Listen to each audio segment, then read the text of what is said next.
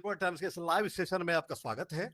और हमारे साथ, जैसा हमने पहले ही आपको कह रखा था और आपसे कई सवालों के जवाब भी वो हमने लिखा था कि कई सवाल आप कर सकते हैं, उसके जवाब के लिए हमारे साथ आज है मधेपुरा सदर विधायक और पूर्व मंत्री, पूर्व आपदा मंत्री, पूर्व शिक्षा मंत्री और पूर्व और भी रह चुके हैं। 15 साल से लगातार इस क्षेत्र के विधायक हैं और इनका हम स्वागत करते हैं एक बार फिर से मधेपुरा टाइम्स के स्टूडियो में। और हम आपको बता दें कि जब आपदा मंत्री थे तब मधेपुरा टाइम्स के स्टूडियो में इंटरव्यू के लिए आए थे। उसके बाद फिर हमें लगा जो कि कई विवाद हो रहे हैं, कई फिर चुनाव का समय है, तो इस समय में इनका यहाँ आना ये हमें उचित लगा और हमने आज इन्हें आमंत्रित किया है।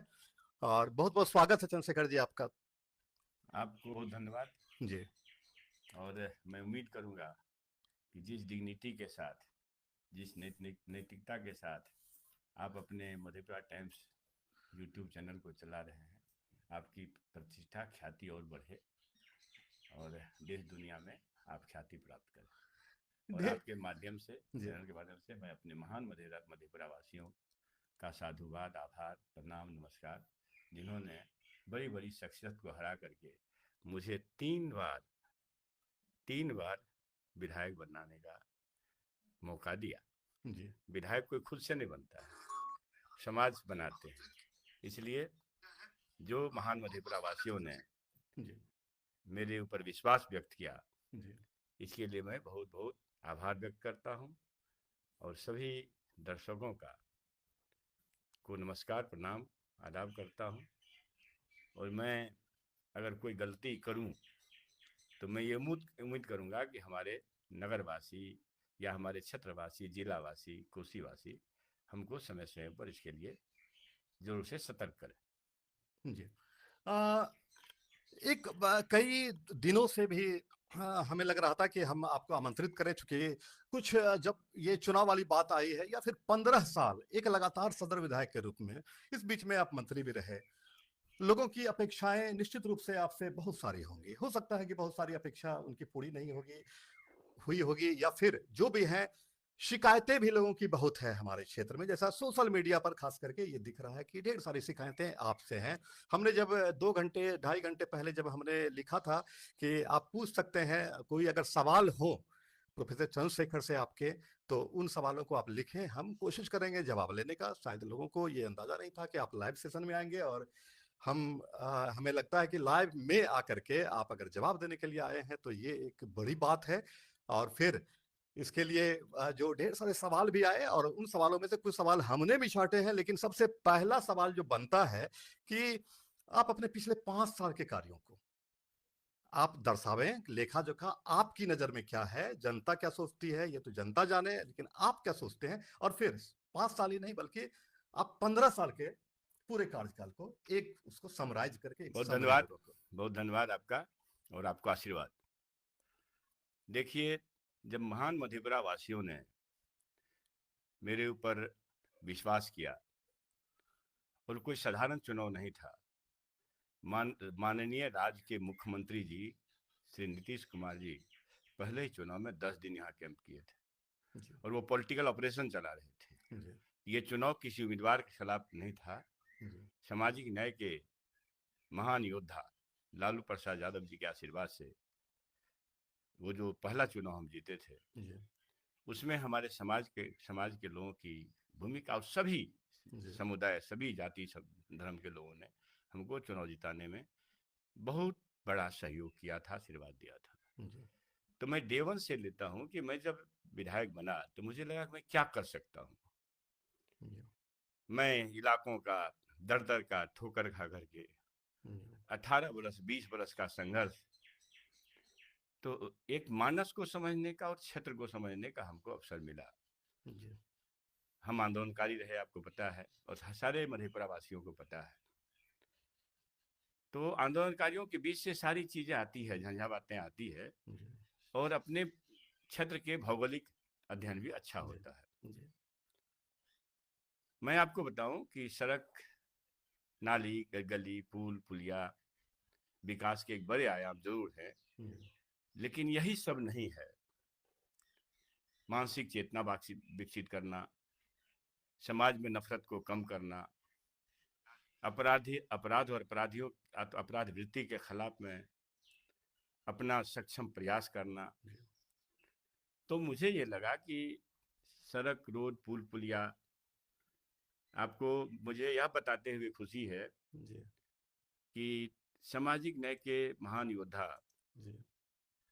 आदरणीय लालू प्रसाद जी जब रेल मंत्री थे और उसी टाइम में हमारे स्वर्गीय कट्टर समाजवादी नेता रघुवंश प्रसाद सिंह जी अब नहीं हैं, मैं उनके चरण में शीश नमन करता हूं कि वो ग्रामीण विकास मंत्री हुआ करते थे। तो जन सरोकार का जो मामला था, मनरेगा को लाना या फिर ग्रामीण टोलों को, जिलों को और फिर प्रखंडों को जोड़ना, मुख्य रूप से जिला और प्रखंड को जोड़ने का काम आपको मैं बता दूं कि 16,000 करोड़ रुपए का 32,000 किलोमीटर रोड बिहार में स्वीकृत हुआ। मैं उम्मीद करता हूं कि उसका भी अभी तक 10% काम बाकी रह गया है, अभी भी बहुत सारे काम हो रहे हैं। फिर बिहार सरकार ने स्कीम लाई, हमारे पास ऑप्शन था क्योंकि हम नाली गली सारी चीज को देखे थे, खाक छान करके हुए थे, तो 98% सड़कें हमको पता था कि कहाँ है। हम अपने साथियों का, जाबाज साथियों का जो अप्रतिम प्रेम करते हैं हमसे, उन लोगों से सिर्फ 1-2% कहीं सहयोग लिए होंगे सड़कों की सूची बनाने में। और मैं देवन से 2010 में जब एमएलए बना तो देवन से जो मेरी सूची पूरे बिहार के, पूरे मधेपुरा के रोड मैप के लिए आया, तो उसी पर काम आज तक हो रहा है। आज मैं आपको गौरव से बता सकता हूं कि मेरे संपूर्ण विधानसभा क्षेत्र में जो पुराने टोले मोहल्ले हैं, टोले मोहल्ले, तो उनको सारा सड़क का लिंक मिल गया। सिर्फ 2 गांव ऐसा है, मदनपुर का मैनी रही और घेलार प्रखंड के परमान भतंडा पंचायत के जागीर टोला को जोड़ने का। वो सिर्फ पूरे विधानसभा क्षेत्र में 2 सड़क अगर हमको जो अभी मिल गया है, तो इस पर लोग सवाल कर रहे हैं, तो वो वाजिब है। लेकिन मैं आपको बता दूं कि उसका टेंडर हो गया 2 महीना पहले, और करीब आज 1 महीना पहले वो टेंडर भी ओपन हो गया। मैं उम्मीद करता हूँ 1-2 दिन में वो टेंडर प्रोसेस सब खत्म हो जाएगा। तो आज उसके बाद चूंकि टेंडर हो गया, तो मैं कह सकता हूँ टेंडर हो गया तो कॉन्ट्रैक्टर डिसाइड होगा ही होगा 2-4 दिन में। तो मैं ये कह सकता हूँ कि वो 2 रोड को छोड़ करके सारी सड़कें मधेपुरा की, मैंने ग्रामीण क्षेत्रों की बन चुकी है। ठीक है, अब है कि सड़क, पुल पुलिया आप देख रहे हैं। अब जिला को जोड़ने वाला डीएम साहब के कोठी के सामने जो है, जो नया नगर को जोड़ता है, जो माया विद्या निकेतन की तरफ जाती है, फिर तुनियाही में आरसीसी पुल बनना, सब मेरे काल का है, सब मेरे काल का। लोहा का पुल बनना, सब मेरे काल का है। शाहूगढ़ का बड़ा 8 करोड़ का पुल, फिर आपके जपालपट्टी में और बनना है, रेलवे जो क्रॉसिंग है उसके बगल बगल। तो इस तरह से रोड, सड़क, पुल पुलिया की कमी नहीं रही। मैं ये समझ रहा था कि चूंकि मैं थोड़ा पढ़ा लिखा व्यक्ति हूँ, तो हो सकता है अन्य जगहों से 5 सड़क हमको ज्यादा मिल जाएगा, 2 सड़क ज्यादा मिल जाएगा, लेकिन यही अंतिम काम नहीं है। अंतिम काम है कि अपना जो भी फोर्स है, जो भी शक्ति है, उसको हम समाज के बेहतरी के लिए कैसे लगावे। मैं आपको बड़े फख्र के साथ कह सकता हूँ, मैं आंदोलनकारी रहूं या फिर 15 साल के महान मधेपुरा वासियों के आशीर्वाद से और सहयोग से विधायक रहूं, मेरे परिजन या मेरे परिवार का लोग या मेरे पार्टी का कोई भी कार्यकर्ता एक झंडा भी शहर में चंदा नहीं दिया, एक झंडा। इसका नतीजा ये हुआ कि 2020 का चुनाव बहुत चैलेंजिंग था। माननीय सांसद पप्पू यादव यहाँ चुनाव लड़ रहे थे, कोई आसान आदमी नहीं थे, और इस शहर ने हमारे जैसे गुरुजी को 3,500 वोट का लीड दिलाया। पहली बार मधेपुरा नोटिफाइड एरिया में, अधिसूचित क्षेत्र में लीड हुआ ये आपके चंद्रशेखर को। ये हमारे लिए बहुत ही गौरवमयी बात है, गौरवपूर्ण बात है। और ये जान लीजिए, मैं महसूस करता हूँ कि मैं कभी भी अपने आप को विधायक मंत्री नहीं समझा। मुझे यह लगा कि समाज ने, महान मधेपुरा वासियों ने हमको अपना सेवक चुना है।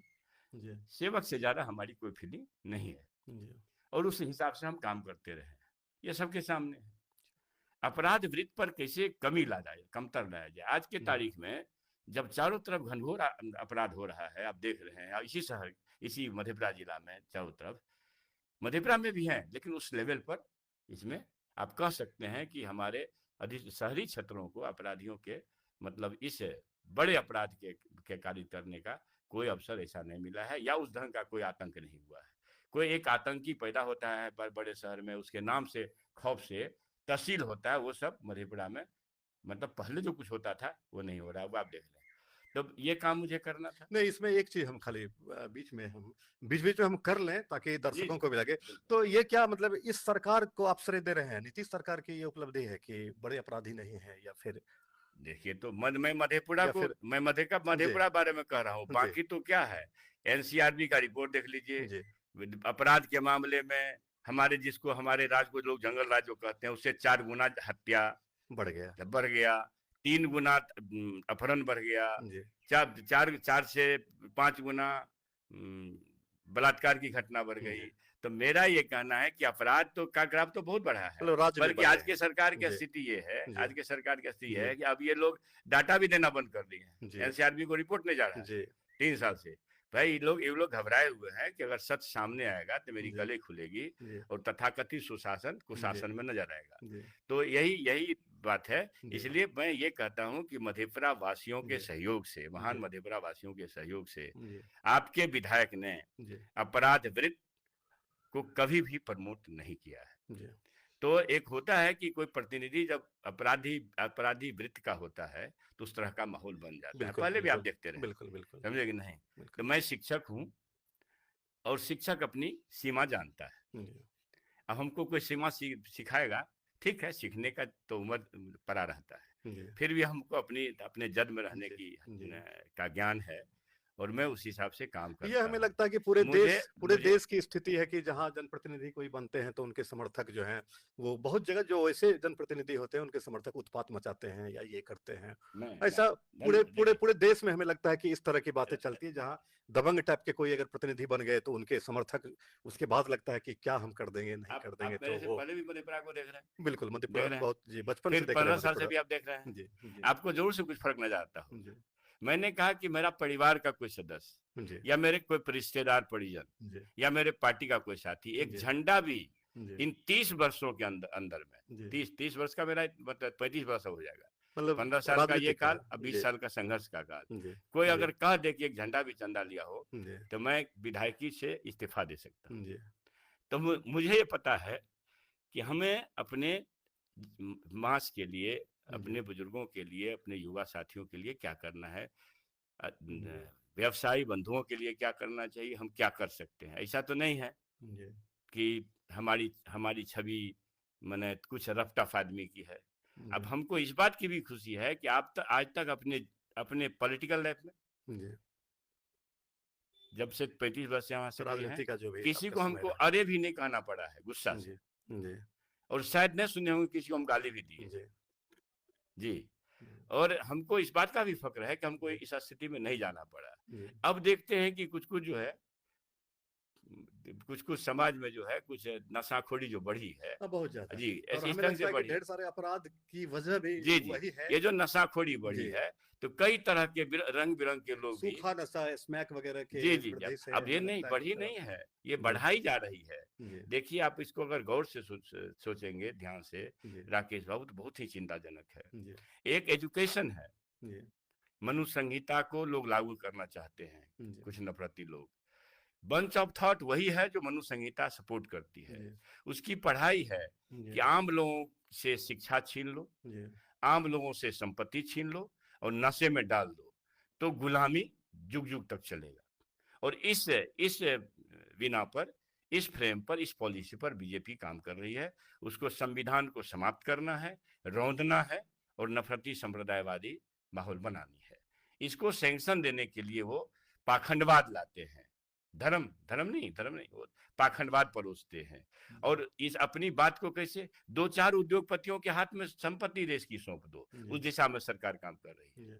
तो मैं आपके माध्यम से संपूर्ण कोसी वासियों, मधेपुरा वासियों और देशवासियों से कहना चाहता हूं कि आप इस बात को महसूस करिए कि शिक्षा को कैसे कमतर किया जा रहा है। 89,000 स्कूल लगभग बंद हो गए, और आपको अब यह जानकर जरूर से गंभीर चिंता होगी कि जहां स्कूलें बंद हुई है वहां बीजेपी का शासन है। क्या है? ग्रामीण नई शिक्षा नीति पढ़ लेंगे, क्योंकि मैं शिक्षा मंत्री रहा हूं तो पढ़ा हूं। ग्रामीण टोले कस्बे की स्कूलें बंद हो जाएगी, एजुकेशन हब बनेगा 5 किलोमीटर 10 किलोमीटर पर, ये बन गई है नीति। वो तो 400 पार नहीं हुए, 240 पर रह गए, तो थोड़ा सा दिक्कत हो रहा है उन लोगों को। और उसमें भी बेईमानी अब तो आ गया है, SIR क्या क्या होता है। तब तो मैंने आपके तरह के अजीत SIR के बारे में कह रहे हैं कि विपक्ष को कोई मुद्दा नहीं है, जो सत्ता पक्ष के लोग हैं, विपक्ष को कोई मुद्दा बचा नहीं अभी। हर तरफ जो है डेवलपमेंट ही है, विकास पुरुष की तरफ से विकास। अब जब SIR का मुद्दा जो है आप लोगों ने देखिए तो जब एक एक घर में छोटे कमरे में 100 वोट मिल रहे हैं, एक एक घर में 1300 हजार वोट मिल रहे हैं, भाई साहब, दिल्ली हो कि महाराष्ट्र हो। अब तो राहुल गांधी जी ने सब आईने की तरह आपके सामने सब कर दिया, वो रिकॉर्ड है। जब वो रिकॉर्ड है तो उस पर कोई अगर नुक्ताचीनी करता हो तो मैं मानता हूं कि वो देश का भला नहीं चाहता है। इसलिए मैं इस बात से घोर चिंता में हूं कि शिक्षा नीति में नियोजन नीति, कॉन्ट्रैक्ट नीति लाना उसी का आधार है कि एक शिक्षक अगर 30,000 में काम करता है, दूसरा 4,000, 2,500, 5,000 में काम करेगा, तो क्या होगा? उदासीन होगा शिक्षक। और वही हुआ, 20 वर्षों में शिक्षा ध्वस्त हो गई। मुझे इस बात की खुशी है, मतलब कि समान शिक्षा समान वेतन, समान पद समान वेतन, इस तरह की जो बात अब हम कहते थे जहां देखिए तो आदमी का जीवन हो, राकेश बाबू, या परिवार हो, या समाज हो, या राष्ट्र हो, शिक्षा ही उनके अंधकार को दूर करने का सबसे बड़ा माध्यम है। जो सरकार, जो सियासत शिक्षा को रोनना चाहती है, समझिए वो गुलामी थोपना चाहती है। और शिक्षा को रोनने के दिशा में ये संघी भाजपाई लोग काम कर रहे हैं, मेरा सीधा आरोप है। ये बहुत ही गंभीर विषय है। आप देखेंगे कि ड्रग्स पकड़ाते कहाँ हैं?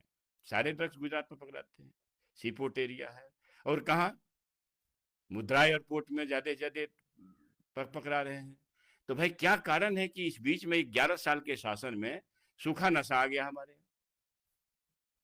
और वो जो सुशासन बाबू नशाबंदी किए, तो क्या बंदी हुआ है, तो मजाक बन गया। अब तो उसको बोलना भी ठीक नहीं है। हमारे भविष्य जो है, देश का भविष्य नशा में जा रहा है, और हम लोग सत्ता खेल रहे हैं, सत्ता खेल रहे हैं।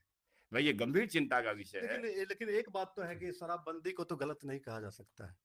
गांधी जी के सपने को शराब की वजह से, शराब बंद होने की वजह से अगर सूखा नशा लोग कहते हैं कि आ रहा है, तो ये भी हमें लगता है कि बहुत सही बात नहीं है। दोनों ही मतलब गलत बात है। बिल्कुल, शराब भी गलत बात है, और इधर भी शराब के कारण भी कई घर बर्बाद हुए। आपने राकेश अच्छी बात ली है जी। हम गांधी का देश बनाना चाहते हैं, हम गोडसे का देश बनाना नहीं चाहते हैं। हर देशवासियों का, नागरिकों का कर्तव्य है कि गोडसे देश का भला नहीं करेगा, जब भी करेगा गांधी जी देश का भला करेगा।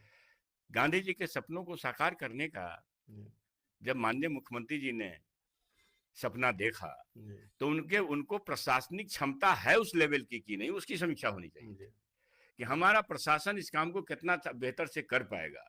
अगर वो नहीं समीक्षा कर पाए और इस बीच में नशाबंदी लाए, तब उसका डिमेरिट क्या है कि आपके हजारों हजार करोड़ रुपये, मैं रिकॉर्ड तो नहीं रखता हूं, लेकिन कहीं टिप्पणी पढ़ा हूं, लगभग 40,000 करोड़ रुपया बिहार का बाहर जा रहा है। तो हम कह रहे हैं साहब कि आप अगर गर्त में ले जा रहे हैं, और इसी बीच में एक आरोप और लगाता हूं कि जिस ढंग से नशा परोसे जा रहे हैं, नशा में समाज युवाओं को डाला जा रहा है, 12 वर्ष 14 वर्ष के बच्चे नशा में घुस रहे हैं, तो बहुत ही भयावह स्थिति पैदा हो रही है। तब अपराध को कंट्रोल कर पाना किसी के बस की बात न रही। इसलिए इसका स्पेशल ड्राइव करके क्या करे। अब तो राजा बीमार हैं, उनसे तो कुछ होने वाला नहीं है। राज्य तो नेपथ्य से संचालित हो रहा है। ये सीधा आरोप है हमारे नेता का भी, हम लोग का भी, कि भाई ये नेपथ्य से संचालित राज है, इसमें राजा अगर चैतन्य रहते, कुछ होते, तो शायद कुछ अच्छा कर पाते हो। तो ये बहुत ही चिंता का विषय है। और बिहार, अच्छा बिहार में नशाबंदी के कारण नशा आ गया, देश में कहाँ से आ गया? देश का भी तो वही हाल है जी। हैं? वही तो हमारा ये कहना है कि पूरे देश में इस तरह जो है सूखा नशा और बाकी जो है जो ड्रग्स वाली बात है, तो वो तो पूरे कंट्री में आ रहे हैं। अब इसकी वजह इसलिए मैं कहा ये आ नहीं रहा है, लाए जा रहे हैं, नए नए पौध को नशा में डाल करके युवा भटक रहे हैं, उनका भटकाव हो रहा है, शिक्षा खत्म, संपत्ति खत्म, संपत्ति 2-4 उद्योगपति मित्रों के हाथ में, और फिर नशा आ जाएगा, कोई इस देश को बचा पाएगा क्या? जी। इस अभी तक 20 मिनट हम लोग लाइव में बने हैं और सैकड़ों टिप्पणियां आ चुकी हैं। बहुत सारी टिप्पणियां आपके समर्थन में हैं, तो बहुत सारी टिप्पणियां आपके विरोध में भी हैं। कुछ टिप्पणियों को जो सवाल की तरह हैं वो हम चाहते हैं कि वो हम लें, और फिर जो एक टिप्पणी हम हमेशा अपने पाठकों से ये अपेक्षा रखेंगे कि एक शालीन टिप्पणी होनी चाहिए कहीं भी। देखिए, विरोध और समर्थन अपनी जगह है, लेकिन एक टिप्पणी में शालीनता, शब्दों की मर्यादा वो हमेशा से होनी ही चाहिए। और हम जो है, हम अगर कुछ टिप्पणियों को लें तो ठीक है, आपके पक्ष में भी बहुत है, कहीं पर है कि कुछ लोगों ने और भी टिप्पणियां, पिपरा से राजद का कौन उम्मीदवार होंगे, तो ये तो है नहीं। एक अमोद कुमार यादव लिखते हैं, चाचा मिठाई से भेलवा का रोड का हाल देखिए, सही से बनता तो 25 साल नहीं टूटता। फिर पवन कुमार जस्ट उस टिप्पणी के ऊपर लिखते हैं, मधेपुरा विधानसभा क्षेत्र में एक ही शेर है, प्रोफेसर चंद्रशेखर, आपके पक्ष में टिप्पणी कर रहे हैं। और फिर एक लिखते हैं कि अब नहीं, इस बार आप छोड़ दीजिए। तरह तरह की टिप्पणी है। इस बार बीजेपी की सरकार मधेपुरा में, ऐसे भी लिखने वाले लोग हैं। हमें लगता है कि ये जो मधेपुरा सदर वाली सीट है, वो हमें लगता है कि, या उधर से अगर एनडीए से, हमें लगता है कि वो जदयू के ही खाते में जानी चाहिए वो, तो बीजेपी वाली कोई बात है नहीं, ज्यादा संभव। गौरव लिखते हैं, प्रत्येक पंचायत में लगभग 50 किलोमीटर तक का सड़क निर्माण होगा। गरीबों वंचित के मसीहा कोसी गांधी प्रोफेसर चंद्रशेखर, आरजेडी से टिकट आपको नहीं मिलना चाहिए, किसी और को मिल जाए तो जीत जाएंगे। दोनों तरह की टिप्पणियां ढेर सारे। फिर जयप्रकाश कुमार उसके जस्ट ऊपर लिखते हैं, सबसे लोकप्रिय हमेशा मोबाइल पर रहने वाले विधायक का नाम है प्रोफेसर चंद्रशेखर, जो अपने पटना आवास को अस्पताल बनाकर गरीबों की सेवा करते हैं। हर तरह की बात है इसमें। और फिर कहते हैं कि जब हम उसके ऊपर अंकित कुमार लिखते हैं, देखिए सैकड़ों टिप्पणियां हैं, टिप्पणियों को हम लेंगे तो पता चलेगा हम घंटों सिर्फ टिप्पणियों को ही पढ़ रहे हैं, इसलिए कहीं कहीं से हम बीच में रैंडमली हम कर रहे हैं। अंकित कुमार कहते हैं, जब हम मधेपुरा के युवाओं में न गणित और न साइंस का ज्ञान है, हम लोगों को इन नेताओं पर भी भरोसा नहीं है, नया कैंडिडेट लाएगा आरजेडी। अमोद कुमार उसके ऊपर लिखते हैं, 15 साल से पिपरा ही छोड़ दिए हैं। विकास विवेक ऊपर से लिखते हैं कि मधेपुरा विधानसभा प्रखंड को जिला को सड़क मार्ग से जोड़ने का काम सामाजिक न्याय के महान योद्धा आदरणीय लालू यादव जी के सहयोग से तत्कालीन ग्रामीण विकास मंत्री स्वर्गीय रघुवंश बाबू के आदेश से हुआ, परंतु इन 15 वर्षों में गांव टोला को जोड़ने को लेकर लगभग 500 किलोमीटर पथ बनाया गया, जिसमें मात्र 2 टोलों को छोड़कर विधानसभा के सभी सड़क विधानसभा से जुड़े, उनका टेंडर भी हो चुका, शीघ्र निर्माण होने वाला है, दर्जनों उनका। फिर उसके ऊपर है, पूरे विधानसभा 2 सड़क बचा होगा, जिसको नहीं पता कम से कम क्षेत्र घूम के चले, ढेर सारी। फिर कोई कह रहे हैं चंद्रशेखर हटाओ मधेपुरा बचाओ, तो फिर सद्दाम हुसैन लिख रहे हैं चंद्रशेखर लाओ मधेपुरा बचाओ, चंद्रशेखर यादव जिंदाबाद। तो ये पक्ष विपक्ष की बातें चलती रहेगी। हम एक सवाल कई सवाल जो तभी से हम 2 घंटे पहले जो हम लिखे और ढेर सारे सवाल आ रहे हैं, उसमें एक सवाल बड़ा अहम हो जाता है, वो कि और भी सवाल अहम है, लेकिन एक सवाल ये कि 1 मिनट में रोकूं? जी जरूर, आप जब चाहे हमें रोक करके बोल लें। 15 साल का ब्रीफ दे रहे थे। जी 15 साल तो सड़क रोड की बातचीत हुई है। मुझे लगा कि मैं क्या कर सकता हूँ। रोड सड़क पुल पुलिया तो चलिए पढ़े लिखे हैं, थोड़ा सा 10-5 से ज्यादा आ जाएगा। दूसरा क्या कर सकता हूँ, सेवा क्या कर सकता हूँ। हल तो जोतने के लिए कोई हमको कहेगा नहीं, खेत में बीज डालने के लिए कोई कहेंगे नहीं, तो मैं एक मजलूम बेबस इंसान के संपर्क में रहूं, उसके लिए एक मिस कॉल का जवाब हम देते हैं। अभी आपके पास मान लीजिए डैश पर बैठे हैं, तब तो हम फोन नहीं उठा रहे हैं, बिल्कुल वो मिस कॉल में जाएगा। जैसे ही गाड़ी पर बैठेंगे तो हम सब लोगों का जवाब देते हैं। 2 समय हमको फुर्सत मिलता है, जब मॉर्निंग वॉक करते हैं, जबकि प्रोटोकॉल विरुद्ध है, उस समय हम मिस कॉल घुराते हैं, और जब गाड़ी में बैठते हैं, क्योंकि मजबूरी ये है कि जब आपके सामने होंगे तो आपसे बात करेंगे तो कॉल नहीं रिसीव कर पाएंगे, या मीटिंग में होंगे, जनसभा में होंगे तो कॉल रिसीव नहीं कर पाएंगे। तो 2 टाइम हम इस कार्य यूज करते हैं कि 1 बजे रात तक लोगों को कॉल बैक करते हैं। और निश्चित रूप से एक दो ऐसा काम होता है जो हालचाल का नहीं, वो सीरियस काम होता है। एक काम ये करता हूँ। दूसरा कि मुझे ये लगा उस समय तक, मैं बताऊं आपको, कि संपूर्ण कोसी कमिश्नरी में राष्ट्रीय जनता दल के 2 एमएलए हुए। एक मैं, महान मधेपुरा वासियों के आशीर्वाद से, सहयोग से, और एक महिषी के गफूर साहब हुए थे। अच्छा, वहाँ 2010 में सुपौल नील हो गया था। हमको लगा कि भाई विकास विकास तो ठीक है, होगा, लेकिन और क्या कर सकते हैं। और डे 1 से मुझे ये मन में लगा, क्योंकि हम आंदोलनकारी रहे हैं, 2-4 हजार परिवार हमसे पहले से जुड़े हुए थे। तो जब मैं बेली रोड में ही पिताजी के द्वारा खरीदा गया एक चदरे के घर में रहता था, तो पिताजी रिटायर हुए थे 94 में, तो चदरे का घर वाला लगभग 1 कट्ठे का जमीन खरीद दिए थे वो रिटायरमेंट के पैसे से। तो 94 बहुत दिन हो गया, तो उसी में रहते थे। तो हमारे से जुड़े हुए लोग इलाज में जब जाते थे, इंदिरा गांधी अस्पताल उसी रास्ते में, तो इलाज में जो जाते थे तो मेरे यहाँ टिकते थे। स्वाभाविक है, पढ़ा लिखा व्यक्ति थे, तो प्रोफेसर हैं, रहते हैं, तो उस समय जो खाते थे सो खिलाते थे। फिर जब एमएलए हुए तो हमको लगा कि अब तो दायरा बड़ा होगा, परिवार बड़ा हुआ। अब तो 2-4 हजार परिवार नहीं, अब तो 1 लाख परिवार, 1-8 लाख परिवार, या पूरा कोसी कमिश्नरी कम से कम। तो हमको लगा कि सुपौल जिला में हमारी पार्टी का कोई जीता नहीं है। सुपौल जिला का एक बड़ा वर्ग को ये महसूस न हो, विभिन्न जाति समुदाय के, कि भाई हम लोगों को देखने वाला कोई नहीं। मैं आज के तारीख में भी दावे के साथ कह सकता हूं कि संपूर्ण कोसी कमिश्नरी का एक भी माननीय विधायक या मंत्री अपने आवास पर खाना का इंतजाम नहीं करता है, आपके मधेपुरा विधायक के सिवा। और 2 टाइम इज्जत से खिलाना, चाहे वो तो चलते रहती है, कोई बात नहीं है। और जितना संभव हो सकता है, गरीब मजलूम बेबस इंसान जिसको कहीं भाड़ा घट गया या थोड़ी सी दवाई में घट गई, अरे हम बहुत सक्षम लोग नहीं हैं, आप जानते हैं, हम साधारण परिवार के लोग हैं, ना पढ़े लिखे होते तो हम भैंस चराते रहते, समझे कि नहीं। माता पिता के आशीर्वाद से, ईश्वर कृपा से पढ़ लिख गए, तो शिक्षा मंत्री का सफर तय किए। मैं आपके डर से ये भी अपने महान नागरिकों से कहना चाहता हूँ, चाहे 2 जन का रोटी प्राप्त करने में समस्या हो सकता है आपके कपड़े फटे हो माता पिता को, लेकिन बच्चों को पढ़ाने में प्राण लगाइए।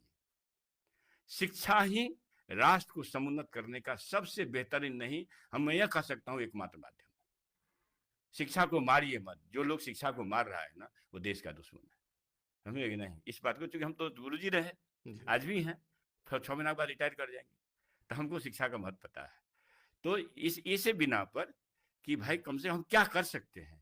अगर 2-2 महीना, 6-6 महीना, महीना इलाज चलता है, एक बार डॉक्टर ने फिर बुलाते हैं, अगर 10-20-50 हजार रुपया उसको खाने में ही लगता है, बच जाएगा। और फिर क्या, घर में अगर खाएगा तो ताजा खाएगा, दाल भात चोखे खिलाएंगे तो भरपूर खाएंगे लोग। ये इस काम को हम निष्ठा से कर रहे हैं। इसका नतीजा ये है, राकेश बाबू आप तो गए हैं, मधेपुरा में मेरे पिताजी का खरीदा हुआ एक भूखंड है, 4 कट्ठा था पहले, 2.5 कट्ठा वो शिक्षक थे तो दया से शिक्षा विद्यालय को दे दिए, 1.5 कट्ठा बचा है। उसी में नाना जी का भी हिस्सा है, मैंने मामा लोग का भी है, आधा आधा हो गया। आधा में हम 2 भाई हैं, 8.5 धूर जमीन है, उसके सिवा 1 धूर जमीन कहीं देश दुनिया के कोने में हो, पटना में तो पिताजी मेरे खरीद दी। तो सवाल है कि लोग आरोप लगा सकते हैं। आप आज तक जाइए, जिस समाज ने 3 बार विधायक बनाया, 2 बार मंत्री बनने का अवसर मिला, उसके मधेपुरा में एक घर नहीं है साहब, जिसमें पढ़ते थे उसी में मेरा भाई लोग रहता है, वही है। आप गए, एक आध 2-4 बार प्रेस कॉन्फ्रेंस हुआ है, क्योंकि चुनाव उसी पर टेंट गाड़ करके हम लोग लड़ते हैं। आवास में तो समझिए रहने का जगह नहीं, तो बोलने के लिए लोग बहुत बात बोलेंगे। जब इस देश में राष्ट्रपिता गांधी जी को लोगों ने गोली मार दिया, तो हमारे ऊपर तो लोग टिप्पणी कर रहे हैं। हमको घबराहट इस बात से नहीं, हम ये जानते हैं कि हमको सच्चाई के डगर पर काम करना है, और हमको ये पता है कि हमको मानव मूल्य को स्थापित करने के लिए क्या करना चाहिए, क्या नहीं करना चाहिए। जहां नैतिक शिक्षा को मारने की कोशिश में संघी नफरती लोग लगे हुए हैं, वहां नैतिकता का दीप कैसे जलाया जा सकता है, संभव हो। 15 साल का लेखा जोखा आप मांगे हैं। हमारा विश्वविद्यालय साहब 30-33 वर्ष से 9 विषय पर रन कर रहा था। क्या इस बीच में मंत्री नहीं थे कोसी प्रमंडल में? मैं जब शिक्षा मंत्री, क्या मधेपुरा के महान मधेपुरा, जहाँ मंडल महानायक बीपी मंडल साहब, जहां भूपेंद्र बाबू कट्टर समाजवादी देश के नेता थे, उस भूमि पर आदरणीय लालू प्रसाद जी के आशीर्वाद से और सहयोग से अगर एक विश्वविद्यालय खुल गया, रेल फैक्ट्री बन गया, तो भाई विश्वविद्यालय 9 विषय पर रन करेगा। इसलिए कि इस इलाके को मतलब सामाजिक न्याय का लोग रिप्रेजेंट करता है। भाई एक मधेपुरा को छोड़ दीजिए, हम 3 बार से जीत रहे हैं, उससे सब सारे के सारे तो लगभग वही लोग जीत रहे थे। अभी भी उन्हीं लोगों की संख्या ज्यादा है, अभी भी मंत्री उन्हीं का है। लेकिन क्या मधेपुरा इस बात का बात जो रहा था कि यहाँ का शिक्षा मंत्री चंद्रशेखर होगा तब ये 27 विषय का होगा? मैंने 27 विषय का करवाया, 18 नए विषयों का संबंधन करवाया। ये बहुत दुखद बात है। उसके चलते कम से कम शिक्षकेतर कर्मचारियों के 250-300 नए पद सृजित हुए। तो फिर भी लोग कहेंगे क्या किए? इस शहर को हमारे युवा आदर्श बेरोजगारों के इस देश के सबसे बड़े हितैषी, सबसे बड़े, अगर सरकारी नौकरी का द्वार खुला है तो तेजस्वी प्रसाद यादव के कारण खुला है। आप समझिए कि उनके सहयोग से इस शहर को 72 करोड़ रुपया मिला है, वही थे मंत्री। अब वो नाला का निर्माण हो रहा है। मुझे दुख है इस बात का कि मैं भरोसा कर रहा था जिन लोगों पर, वो भरोसा तोड़ा है, चाहे वो प्रशासन के लोग हों कि दूसरे ये नगर पालिका के अधिकारी लोग हों। मतलब मैं एक रोज जा रहा था, हमको क्योंकि नाला क्या परेशानी लोग झेल रहा है। शहर को जल जमाव से मुक्त करने के लिए स्टॉर्म वाटर ड्रेनेज सिस्टम से जोड़ने के लिए 72 करोड़ रुपया तेजस्वी प्रसाद यादव जी के कदम से आया। जब नाला निर्माण हो रहा था तो हम अफसरों से बात करके निश्चिंत हो रहे थे। एक रोज देखे, हमारा प्रोग्राम लगा हुआ था परसा में, एक रोज देखे कि भाई बारिश में एक 1.5 फीट पानी नाला में लगा हुआ, उस पर राफ्ट ढलाई कर रहा है। तब हम एक्सटेंड किए, अरे काम बंद हुआ। लेकिन वहां पर अब एस्टीमेट का कॉपी भी जारी हो गया, स्टिकर लग गया है। लेकिन मैं आपके माध्यम से महान नगरवासियों से कहना चाहता हूँ और मधेपुरा वासियों से भी कहना चाहता हूँ कि शहर को जल जमाव से मुक्त करना एक पहला काम है। एक बार नाला गलत बन जाएगा ना तो फिर 50 वर्ष तक 1 पैसा यहाँ नहीं देगा कोई। जब एस्टीमेट टंग गया है, एक विधायक क्या करेंगे? नाला पर खड़ा रहेंगे। ये संकेत है कि हमको सबका सहयोग चाहिए। हम तो ये कहेंगे कि आदरणीय माननीय बड़े भाई ललन सराफ साहब से, आप सियासत में अच्छी पैठ रखते हैं, आप जरा गुणवत्तापूर्ण काम करवा लीजिए शहर का। नाला एक बार, मैं फिर चिंता में हूं कि नाला नरक बन जाएगा तो 50 वर्ष तक 1 पैसा नहीं पड़ेगा। ये सड़क नहीं है, सड़क तो टूटती है, पॉटपैच हो जाता है, रिपेयरिंग हो जाती है। नाला का टूटने का मतलब है कि समझिए सब मामला खत्म हो जाएगा। एक जगह कहीं अगर स्टॉपेज हो गया तो पूरा नाला बर्स्ट कर जाएगा। और ये दुर्भाग्य इस बात का। अब समझिए, जब मैं इसको सामने लाया तो उसमें है कि पहले सैंड फिलिंग करनी है। सैंड फिलिंग कहीं नहीं देखे होंगे। तो जब अधिकारियों ने कह दिया कि बालू का मैंने बलुआही मिट्टी है, उसको एमबी से हटा देंगे। डीपीआर में है तो क्यों एमबी से हटा देंगे भाई? जब डीपीआर में है तो डीपीआर में है तो करना चाहिए भाई। हमारा बालू का रेत है शहर, ये कहने से नहीं हो जाएगा ना। तो ये फेस सेव कर रहे हैं लोग। ये इस बात के लिए हम पुनः महान मधेपुरा वासियों से, नगर वासियों से कहना चाहूंगा कि नालों के निर्माण में, और ये जो टिप्पणी करने वाले ऊर्जावान साथी हैं, इन लोगों से कहना चाहता हूँ, जरा हरिए। विधायक भी वहां सोने के लिए तैयार है, खाली टिप्पणी में विश्वास मत करिए। एक दूसरी बात कि भाई एक अवसर मिला हमको आपदा प्रबंधन मंत्री बनने का। भाई साहब अब बताइए, तो पूरा बिहार जानता था कि नहीं आपदा प्रबंधन मंत्री को है? आज कोई बता सकता है कौन है आपदा प्रबंधन मंत्री? आखिर कहीं स्किल है कि नहीं? शिक्षा मंत्री बने देश जाना कि नहीं, वो शिक्षा मंत्री बिहार में है। भाई मधेपुरा का विधायक के जीव की कीमत 10 करोड़ लग जाए, अब समझिए देश के किसी विधायक की जीव की कीमत 10 करोड़ नहीं लगी है, तो मैं इस बात से घबराहट में नहीं हूँ। थे हमारे पुरखों के जीव की कीमत, गर्दन की कीमत लगते रहे, उसके भी कारण है, वही नफरती, संघी, मनवादी, समझे कि नहीं? तो शिक्षा मंत्री के रूप में एक दिन में एक विज्ञापन से 1 लाख से ज्यादा लोगों को नियुक्ति पद देना, ये कॉन्ट्रैक्ट की बहाली को राजकर्मी का सरकारी करवाना, 6 महीना लगा साहब हमको ये हठी राजा को ठीक करने में। और ये मैं बताऊं कि 2,90,000 का वैकेंसी तो मैं किया था। 2,17,000 लोग का को नियुक्ति पत्र मैंने हमारे चैनल के माध्यम से, हमारे विभाग के माध्यम से गया। ये आसान है, हिस्ट्री मेकिंग नहीं है। एक दिन में एक विज्ञापन से 1 लाख से ज्यादा एक विभाग में, किसी विभाग में नौकरी दुनिया के देशों ने नहीं किया। फिर भी लोग कहेंगे टिप्पणी करने वाले अब तो कुछ न कहे, कुछ न किए। तो विश्वविद्यालय को 9 से 27 कराना लगभग 100 करोड़ के आसपास राशि आवंटित करवाना, अगर काम ना दिखता हो, इस शहर को 35 वर्ष 40 वर्ष से स्टोन वाटर ड्रेनेज सिस्टम नहीं मिल रहा था, उससे जोड़ना। एक बैजनाथपुर लितिहाई सड़क था भाई, 33 किलोमीटर, ठीक है, गड्ढा था। तेजस्वी प्रसाद यादव जी पथ निर्माण मंत्री थे, डिप्टी सीएम कम पथ निर्माण मंत्री। वार्षिक कार्य योजना में उनके टाइम में शामिल कराए, तब जाकर के वो सड़क बनी है। कुछ ना किए विधायक जी, कुछ करते हैं जो कुछ नहीं करते। अब हमारा काम यही रहा है कि बीज उज लगाने के लिए हमको बचा है, काम सच में कुछ नहीं बना बचा है। काम ये बचा है कि नैतिकता का ह्रास नहीं हो, अपराध वृत्ति बढ़े नहीं, इस पर स्टैंड करेंगे। और नगर क्षेत्र में सड़कों की स्थिति ठीक नहीं है, इससे हम चिंतित हैं। नाला तो चलिए आ गया, क्योंकि नाला का बहाव नहीं है तो सड़कें टूटती पड़ती रहती। लेकिन जो चेयरमैन लोग हैं वो क्या करते हैं? नगर तो ऑटोनॉमी है ना, ये चेयरमैन लोग बने हैं, आप देख लीजिएगा तो रो दीजिएगा। नगर परिषद का भी उसके जो अधिकारी हैं, मतलब कि जो भी अधिकारी है, चेयरमैन वार्ड पार्षद हैं, जो भी उनका भी एक दायित्व है, उन पर भी भरोसा करके लोग है ना, ऑटोनॉमी है, ऑटोनॉमी है।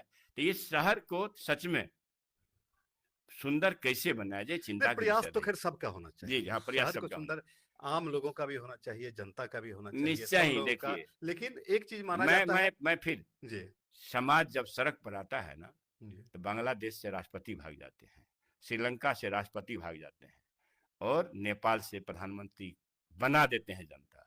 इसलिए मैं आपके माध्यम से कहना चाहता हूं, सतर्क नजर रखिए। भ्रष्टाचार, घुसखोरी, इतना दिन बताइए तो किसी ने आपको कहा कि चंद्रशेखर ने हमको लूट लिया? 2.5 लाख 2 लाख लोग से ज्यादा लोगों के बहाली किए, कोई एक आदमी मिला कहने वाला कि हमसे घूस ले लिया?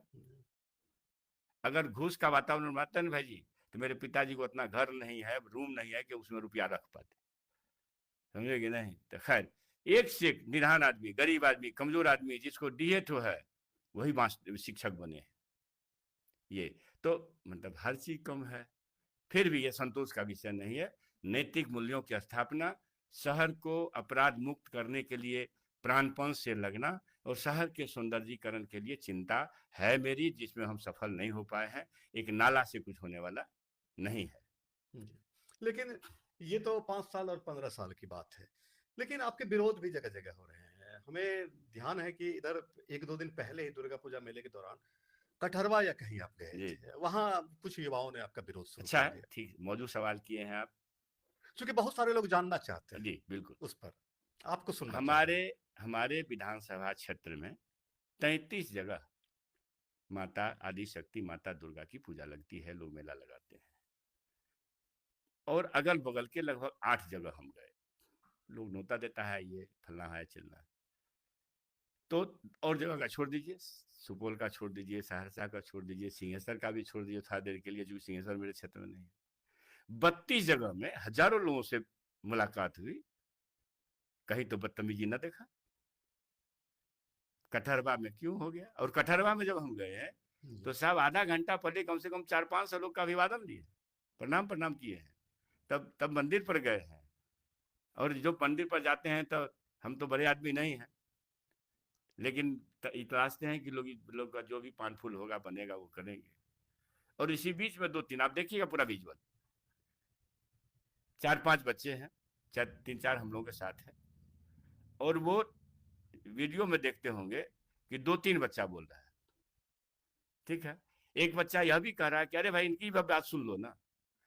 बता देते हैं, हमारे भी लोग थे वहां लड़ने के लिए तैयार थे, मैं शांत किया हूं, और मैं 1 घंटा रह करके पूरे सवाल का जवाब दिया हूं। अब जो कोई गाइडेड मिसाइल हो जाएगा, किसी के पढ़ाई सिखाए पर कोई टिप्पणी करेगा, मेला में हजारों हजार लोग रहते हैं, कहे तो 32 जगह मेला में गए, हर जगह गए, कहीं देखिए तो मतलब ये है कि जो गाइडेड मिसाइल होते हैं, किसी माननीय प्रिय उम्मीदवार के को स्पॉन्सर करने वाले लोग होते हैं, वैसे उनका स्टेटस देखिए क्या लगा हुआ है, युवा शक्ति, देख लीजिए स्टेटस। जो आपका इशारा मतलब क्या? अब लीजिए, स्पष्ट है कि वो जाप समर्थक हैं। अभी कहेंगे हम सामाजिक न्याय के योद्धा सबसे बड़े हैं, तो भाई उनको ये भी तकलीफ होगी ना कि उनके बड़े नेता, जो सब सिरमौर नेता है, यहाँ से जमानत जब्त करवा के गए हैं, समझे कि नहीं। देखिए, हमको इस बात की भी खुशी है कि यहाँ का जो राष्ट्रीय जनता दल का मास वोट है, उसका 22-23 हजार शेयर कर लिया था। अब देखिए, लोग कहेगा मेरा विरोधी कहेगा ना वो तो जदयू बेस का वोट काट लिया था। वोट का अंतर देख लीजिए, पता चल जाएगा, और एक एक बूथ का एनालिसिस कर लीजिए कि किसका वोट ले गया। जिस समाज ने इतने बड़े संघर्ष से हमको उबारा है, उसमें दलित से लेकर के सवर्णों तक का हाथ है ना। मैं आज के तारीख में मैं मनुवाद और नफरतवाद के खिलाफ बोलता हूँ, लेकिन मुझे यह खुशी है कि कम से कम 1 दर्जन कार्यकर्ता क्षत्रिय समाज का है जो हमारे लिए भिड़ता है तो वोट आता है। कम से कम हमारे इलाके में मैंने ये ब्राह्मण समाज का कम वोट है, टोटल 2000 वोट होगा, 1000 वोट वो लोग कास्ट करते हैं, उसमें अगर 100-125 वोट भी हमारा कार्यकर्ता 5-6 तो निकाल लेता है तो कम है क्या? ये है महान मधेपुरा वासियों का 7 जन्म भी तलवा में तेल लगा में तो कम होगा, मैं समझता। तो ठीक है, चलिए, कटहरवा वाले विरोध को आप कह रहे हैं कि जाप समर्थक कुछ थे और उन्होंने ये कहा। मैं इसलिए कह रहा हूँ इसलिए कि भाई सैकड़ों हजारों लोग तो थे मेला में, आखिर ये 4-5 ही क्यों नजर आ रहे हैं? मान लीजिए अगर हम तो और फिर उन्हें आप गाइडेड मिसाइल भी कह रहे हैं। गाइडेड देखिए तो वो मतलब किसी उम्मीदवार के चाहते होंगे स्पॉन्सरिंग, अब बोल भी रहा है कि टिकट बदल दीजिए नहीं तो हरा देंगे। मन एक आदमी हरा देता है क्या? एक आदमी है कुवत हरा देने का? पूरे क्षेत्र की जनता डिसाइड करती है कोई भी चीज जो है वो। लेकिन तो लगता है टिकट वही बांट रहा है, वो कहता है कि टिकट बदल दीजिए, वो तो उसका बस चलता है, वो कहता है फलानमा को दे दीजिए जी। लेकिन फिर भी अरे टिकट देना लेना है तो पार्टी के विरोध अपनी जगह है, लेकिन फिर भी हम इन चीजों का कुछ हद तक समर्थन करते हैं कि लोगों को चाहिए कि वो सामने बोले, एक जनप्रतिनिधि के सामने लोगों को अपनी शिकायतें रखनी चाहिए, जो भी समस्याएं हैं वो भी रखनी चाहिए, अगर विरोध हो तो वो भी रखनी चाहिए, वो भी रखनी चाहिए। इन बच्चों को ये समझना चाहिए कि जो विधायक, ठीक है हम महात्मा गांधी नहीं है, ईश्वर से भी गलती हुआ है, भगवान से भी गलती हुआ है, गलतियों का फहरिस्त ही नहीं कि हमसे गलती नहीं होती होगी, हो सकता है राह चलते किन्हीं को तकलीफ हुआ होगा, लेकिन कम से कम ये समझना चाहिए कि एक शिक्षक है साहब, हम इससे सवाल जवाब करें कि अनर्गल बदतमीज की तरह बात करें। और जब लाइव ही कर रहा था तो मेरे पूरे जवाब का लाइव करना चाहिए था, क्यों बीच में कटअप किया? जब वही लोग कर रहा था, हम कोई रोक नहीं रहे थे, कोई नहीं रोक रहा था, हम लोग इंसान से जाएंगे देख रहे थे। हाँ तो अच्छा है भाई, अच्छा सवाल किए हो तो सुन भी लो ना। बताइए तो किसान मूवमेंट को सफल करा लेना इस राज्य में जो हम कर पाए हैं, अधिप्राप्ति केंद्र खुलवाने का, और मधेपुरा का आंदोलन से पूरा बिहार का ये भी सवाल उठाते हैं हमारे चैनल के माध्यम से जो पाठक हैं कि किसानों के आंदोलन से आप ऊपर आए हैं, चढ़े हैं, किसानों के लिए आपने क्या किया, ये भी लोग आप बताएं। ये जी सही है। आप सबसे पहले कि मैं महान मधेपुरा वासियों का साधुवाद करता हूं कि छोटे से स्तर से ये किसान आंदोलन की अधिप्राप्ति केंद्र खोलने की चिंगारी उठी मधेपुरा से 23 नवंबर 2000 ईस्वी को। श्रीमती राबड़ी देवी जी माननीय मुख्यमंत्री जी थी, और जब मुख्य पृष्ठ बना हिंदुस्तान अखबार का, ये देवेंद्र का रिपोर्टिंग था जो उस समय बच्चा था, और नवीन निशांत है ना वहाँ ब्यूरो चीफ थे सहरसा में, हिंदुस्तान के उसके टाइम की बात करता हूँ, लीड न्यूज बन गया अखबार का, बॉक्स न्यूज। उसके बाद 17 दिन के अंदर 19 दिन के अंदर 23 नवंबर के बाद बिहार के 18-19 जिले में धान जल गए। श्रीमती सोनिया गांधी, मैं आऊंगा कभी लेकर के, मेरे पास डॉक्यूमेंट, श्रीमती सोनिया गांधी का बयान आ गया, एडिटोरियल पृष्ठ पर लग गया हिंदुस्तान अखबार में, किसान हितों में देश भर में आंदोलन छेड़ेगी सोनिया। चंद्रशेखर जी का, स्वर्गीय चंद्रशेखर बाबू का बयान आ गया, पूर्व प्रधानमंत्री जी का, ये दीपांकर भट्टाचार्य समन्वय समिति बना लिया किसान आंदोलन के लिए। और जो उस समय वाजपेयी जी की सरकार थी देश में, और वाजपेयी सरकार फोर्स्ड हुई बिहार में 421 केंद्र ऑपरेटिव करने के लिए, खुल तो जाता था, बोर्ड लगता था, ऑपरेटिव हुआ और मधेपुरा में अधिप्राप्ति शुरू हुई। तो ये होने के बाद जब 2010 में एमएलए बने तो मंडी के को समझने के लिए पंजाब गए, मंडी बंद हो चुकी थी यहाँ। मैंने विधानसभा के फ्लोर से सवाल किया कि पंजाब के तरह पंचायत स्तर पर खुले, भाई दिक्कत है, कोई मिटेगा नहीं, खुले, मेरा संकल्प है, समझे कि नहीं। तब जाकर के जब मुख्यमंत्री जी को लगा, क्योंकि इसका ऑपरेशन क्या होता है बताते, पीडीएस में जो अनाज जाता है वो पंजाब आदि से आता था, हमने समझाया उनको, हमको बुलाए, हमने कहा कि भाई पंजाब का अनाज क्यों, हमारे किसान का अनाज कौन लेगा?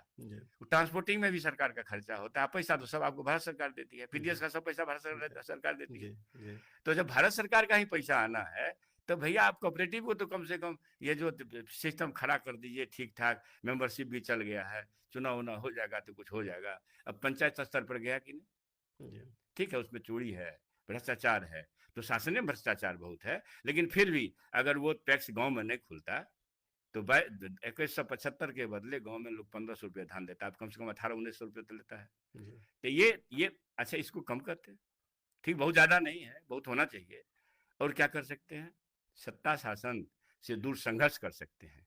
दिल्ली में किसान आंदोलन चल रहा था 13 महीने का, 700 किसान अपनी आहुति दे दिए। संपूर्ण बिहार में अकेला विधायक चंद्रशेखर है कि आप देखे होंगे कि सैकड़ों ट्रैक्टर पर दर्जनों हल बैल लेकर के 2-2 बार आंदोलन किए और तीसरी बार भी किए। और क्या कर सकते हैं, मेरी कुवत कितनी है। हम ये आपके माध्यम से कहना चाहते हैं कि साहब हम अपने आवाम से, गांव के गरीब मजदूर किसान से, ये सरकार है बीजेपी की 22 लाख 25 लाख करोड़ अपने उद्योगपतियों मित्रों का माफ कर सकती है, लेकिन करोड़ों किसान मजदूर का एक पैसा माफ नहीं करेगा, कर देगा। या सतर्क हो जाइए, शासन गलत हाथ में है। एक और जो बात उठती रही है कि विवादास्पद लोग मुद्दा इसे मान रहे हैं कि राम का विरोध, रामायण का विरोध, ये बातें आपसे लगातार जुड़ती रही हैं। और अभी भी जब हमने जब सवाल पूछे अपने पाठकों से कि कोई अगर सवाल हो आपके तो आप लिखें, तो उसमें ढेर सारी टिप्पणी इस सवाल को लेकर के है। हम इस पर जानना चाहते। अच्छा, सबसे उससे पहले कि भगवान को आप कितना मानते हैं? देखिए, तो मैं ईश्वर में विश्वास करता हूँ, हिंदू हूँ जी। हिंदू धर्म में पाखंडवाद जिनने लाया है जी, संघर्ष उनके खिलाफ जी। वैष्णव जन का तेने कहियो पीर पराई जान जी, जी। भाई दूसरों के दुख में, पीड़ा में शामिल होना ही सनातन है, दूसरों को दुख देना सनातन नहीं है। ये पढ़ाई है, राष्ट्रपिता महात्मा गांधी से सीखा हूँ, अपने पुरखों से सीखा हूँ। नफरत देश को बर्बाद करेगा। मार्टिन किंग लूथर ने कहा, बहुत बड़े बड़े विचारक दुनिया के, मार्टिन किंग लूथर ने कहा है कि सियासत जहां धार्मिक मसलों को शांत किया जाता है वो देश महान होता है। सियासत जहां धार्मिक मसले पैदा किए जाते हैं, समझो उसको गलत लोग चला रहे हैं। इसलिए धर्म को सियासत का हथियार मत बनो और समाज सतर्क हो गए। आपने जो बात कही है, जब मैंने कहा मैं ईश्वर को मानता हूँ, ईश्वर को मानता हूँ, तो मैं जानता हूँ कि भगवान राम जी सबरी के जूठे बैर खाए। इसका मतलब जात पात आ गया था उस समय, केवट आ गए थे, रजक आ गए थे, छूत अछूत का भाव आ गया था प्रभु श्री राम जी के टाइम में। तो एक बड़ा दर्शन है प्रभु श्री राम जी का कि अछूत सबरी के जूठे बैर खाए। वो भी जाति व्यवस्था से कुपित होंगे, हम लोग से बातचीत नहीं हुई उनको, लेकिन मैं समझता हूँ कि जाति व्यवस्था से कुपित होंगे कि कौन समाज है भाई, इसका न छुओ, उसका न खाओ, उसके साथ न खेलो, उसके साथ न पढ़ो, ये ठीक नहीं है, मैं ही खा लेता हूँ। समाज इसका अनुकरण करेगा, अनुसरण करेगा, तो हमारे ये जो देश है, शासन है, राज है, इसमें मोहब्बत ही मोहब्बत होगा। हम लोग कालांतर में हम लोगों ने क्या किया कि भगवान जी को धूप बत्ती दिखाना, भगवान जी को फूल माला चढ़ाना शुरू किए और उनके किए गए आचरण का अनुसरण नहीं किए। अगर भगवान जी के आचरण का अनुसरण कर लेते ना भाई जी, तो हमको ये सवाल भी नहीं पैदा करना पड़ता। मैंने एक सत्य देखिए, तो पढ़ लिख गया हूँ, तो आपत्तिजनक टिप्पणी को आशीर्वाद कहूंगा? नहीं ना। आप देखिए, हमको लगता था कि शायद आप ही पूछ लेंगे इस बात को। नहीं, हमें लगा कि ये चूंकि सवाल काफी कॉमन, 2 सवाल तो काफी कॉमन आपको लेकर के हैं, 3 मतलब कई सवाल हैं जिन सवालों की एक फहरिस्त हमने बना रखी है, जिसमें कि एक सवाल लोग कहते हैं कि उनका जो है ये रामचरितमानस, रामायण या फिर उस पर जो है ऐसी टिप्पणी क्यों करते हैं। मैंने तो ये देखिए, मैं क्या कहा कि पढ़ लिख गए आदमी जब पुरखे नहीं पढ़े थे तो आपत्तिजनक अंश को भी आशीर्वाद समझते थे। जब आज हम पढ़ लिख गए डॉक्टर बाबा साहब भीमराव अंबेडकर एक बड़ा दर्शन है भाई। दुनिया में सिंबल ऑफ नॉलेज, अभी आप गूगल करके देखिए, सिंबल ऑफ नॉलेज लिख दीजिए अपने गूगल पर, इस महान आदमी का शकल आएगा, उसका नाम डॉक्टर बाबा साहब भीमराव अम्बेडकर है। मैं उम्मीद करता हूँ उससे ज्यादा कोई नहीं पढ़ा होगा विभिन्न शास्त्रों को, विभिन्न विषयों को और विभिन्न भाषाओं को। मैं समझता हूँ, हो सकता है मेरा ज्ञान उतना ना हो। जिस डॉक्टर बाबा साहब भीमराव अम्बेडकर की पूजा अर्चना बुत लगती हो दुनिया के देशों में, वहां बाबा साहब अम्बेडकर को आप रोनते हो, तोड़ते हो, ये देश हमें नहीं चाहिए। मैंने कहा कि इस तरह के धर्म ग्रंथों में कुछ आपत्तिजनक अंश हैं, वो हटने चाहिए। तो मोहन भागवत ने इसका समर्थन किया। मेरे हाथ में ये दस्तावेज है, कभी मिटेगा नहीं, लेमिनेशन का आके रखा हूं। क्या है इसमें? इसमें देखिए क्या लिखा है। कुछ स्वार्थी लोगों, अब इससे बड़ा तो कोई हिंदुवादी संगठन का नेता नहीं है, ठीक है। कुछ स्वार्थी लोगों ने प्राचीन ग्रंथों में गलत तथ्य जोड़े हैं, तो भाई इसी गलत तथ्य को निकाल दो ना। ग्रंथ में फिर हजारों श्लोक बहुत अच्छे हैं इंस्पिरेशन के लिए, नैतिकता के लिए। ये जो कुछ आपत्तिजनक अंश है उसी को निकालने की बात। तो उन बाकी हजारों जो श्लोक है उनका समर्थन करते हैं? हजारों नहीं, बल्कि हमको लगता है दो तीन मैंने 1-2 दर्जन छोड़ करके, जैसा हम समझते हैं, हो सकता है हमारी पहुंच वहां तक न हो, लेकिन ज्यादा 3-4 दर्जन छोड़ करके इतनी अच्छी बातें हैं नैतिकता की, वो अंश हट जाए ना भाई जी, कमाल हो जाए। मैं बोला पहली बात रामचरितमानस और रामायण से। हाँ जी, रामायण से नहीं जी, मैं रामचरितमानस से। रामायण तो एक तरह से, रामायण तो वाल्मीकि रामायण वो पहले की रामायण, उसके बारे में उसको पढ़ा भी नहीं हूं, उस बार नहीं मैं बोल सकता। उसमें बहुत सारी बातें हैं भी। अरे मानस सबके लिए सरल है, इसलिए पढ़ना आसान है। अब हम संस्कृताचार्य थोड़े नहीं कि हम संस्कृत पढ़ लिए, ठीक है 10-20 श्लोक याद हो जाए, इसका मतलब हम संस्कृताचार्य तो नहीं हो गए। मेरा ये कहना है कि मेरे इस चीज के रेखांकन के बाद न सिर्फ मोहन भागवत बल्कि बड़े बड़े आचार्य ने कहा है कि हाँ, उत्तर कांड में कुछ लोगों ने शरारत किया है। तो उत्तर कांड नहीं है, और भी कांड है, अरण्य कांड है, उत्तर कांड है, बाल कांड में भी कुछ है। तो मतलब जो आपत्तिजनक अंश है, तो उसके लिए अब मोहन भागवत ने कह दिया। अब इससे बड़ा कोई आदमी है क्या है इस देश में हिंदू व्यवस्था थोपने वाला? अच्छा, मैंने ये कहा कि भाई मैं बायोलॉजी का शिक्षक हूँ और बायोलॉजी का छात्र रहा, तब ना शिक्षक हुआ। तो मुझे ये आत्मज्ञान हमारे गुरुजी दास साहब ने दिया। मैं जूलॉजी पढ़ा था। उन्होंने कहा कि अमीबा से आदमी बनने तक में तो कहीं यादव कोरी नहीं है, राजपूत बनिया नहीं है, भूमिहार लाला नहीं है। तो भाई हम लोग अमीबा के संतान हैं। बैक्टीरिया वायरस से अमीबा, विज्ञान में तो कहीं है ही नहीं ये सब बातें, विज्ञान की चीज ये नहीं है। तो भाई तो चिंपांजी हमारा फोर फादर है, उसमें जात खोजो तो होगा क्या? अगर जात सच होता, यही मेरी आपत्ति यही थी, क्योंकि जाति कारण बहुत मतलब देश का बंटाधार हो चुका है। मेरी आपत्ति थी, जो हम बायोलॉजी के छात्र रहे तो मैं जानता था कि भाई मानव विकासवाद का सिद्धांत क्या है, जीवों की कर्मिक उत्पत्ति का सिद्धांत क्या है। और जाति अगर सच होता ना भाई जी, तो ये जो अखंड भारत है, इसके सिवा किसी टेरिटोरी में जाति है जो जाति हम लोग जानते हैं? 6743 जाति। नेपाल, हिंदू राष्ट्र, भारत, हो सकता है हमारे यहाँ से अलग हुआ तो बांग्लादेश, पाकिस्तान, दो देश में लोग जाके बस गए। बिहारी लोग काला पानी जो अंग्रेज दिया, फिजी, मॉरिशस, हो सकता है वहां जाति गई हो।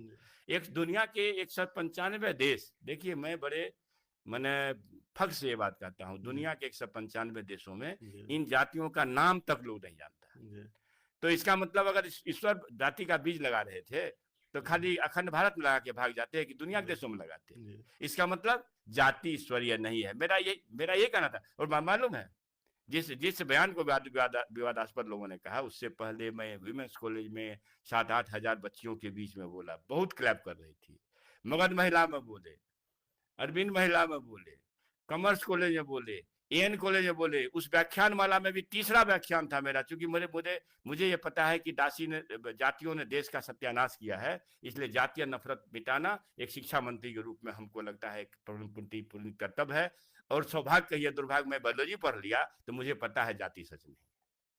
इसलिए हमको लगता बहुत मजबूती से ये बात फैल रही थी। मैं बता देता हूँ, जब लगा संघियों को, नफरतियों को कि चूल हिल जाएगा मेरा, इस बात को परोस दिया। इसी बीच में सामाजिक न्याय के महान योद्धा आदरणीय लालू प्रसाद जी के आशीर्वाद और हमारे युवा आदर्श तेजस्वी जी के सहयोग से जाति सर्वेक्षण हो गया, देश में कहीं नहीं हुआ। भैया जो सदियों से उत्पीड़ित वर्ग है उसको ताकत ना दोगे, देश कैसे ताकतवर होगा? आप बताइए, आपका घर है 10 आदमी का, पता नहीं हम जानते कितने आदमी घर है, 10 आदमी का, उसमें 8 बीमार हो जाए तो आपका परिवार ससलों का कहा जाएगा क्या? इस देश में 140 करोड़ में अगर आज भी 110-20 करोड़ लोग जाति के कारण अपमानित होते हो, देखिए तो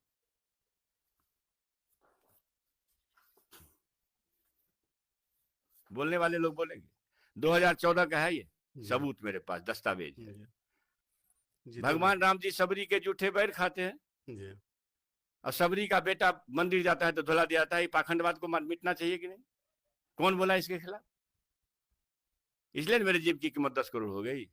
बताइए, मांझी साहब 2014 में मुख्यमंत्री के पद पर आसीन थे, उस समय गए थे जी, उस समय गए थे मधुबनी के दुर्गापति जी मंदिर में पूजा करने, मुख्यमंत्री थे, चल तो गए, मगर जब लौटे तो वहां पाखंडी उसको गंगा जल से धो दिया। इसके खिलाफ जंग है।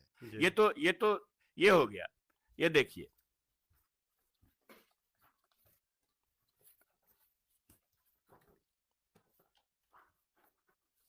कहाँ है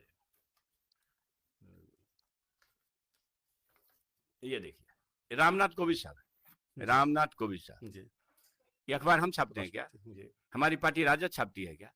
नहीं ना, बीबीसी न्यूज है। बीबीसी न्यूज है जी। देश के राष्ट्रपति के पद पर आसीन व्यक्ति जगन्नाथपुरी मंदिर में पूजा करने गया और साहब पाखंडियों ने अछूत समझ के उसको गर्भगृह में जाने नहीं दिया, बाहर से लौटा दिया। क्या मजा? नोटिस हुआ राष्ट्रपति भवन से, कौन इसके खिलाफ बोला है? कौन बोलेगा? सीधी सीधी बात है कि प्रभु श्री राम के भक्त कभी जातीय नफरत नहीं कर सकते हैं। माता सबरी के जूठे बैर खाना इसका बड़ा दर्शन है। इसलिए जूठा मत खाओ, डॉक्टर मना करेगा, मगर भाई ताजा में क्या दिक्कत है? और डे 1 से जब मुझे ज्ञान हुआ 1978 में, तब से मैं मेहतर से लेकर के आगे ऊपर तक के सभी जातियों का चरण छूता हूँ जहां मौका मिलता है। और इसीलिए लोग को घबराहट है कि चंद्रशेखर को परास्त करना कोई आसान काम नहीं है। ये तो लोगों के जड़ में घुसा हुआ है, लोग के घर में घुसा हुआ है, तो इतना आसान नहीं है।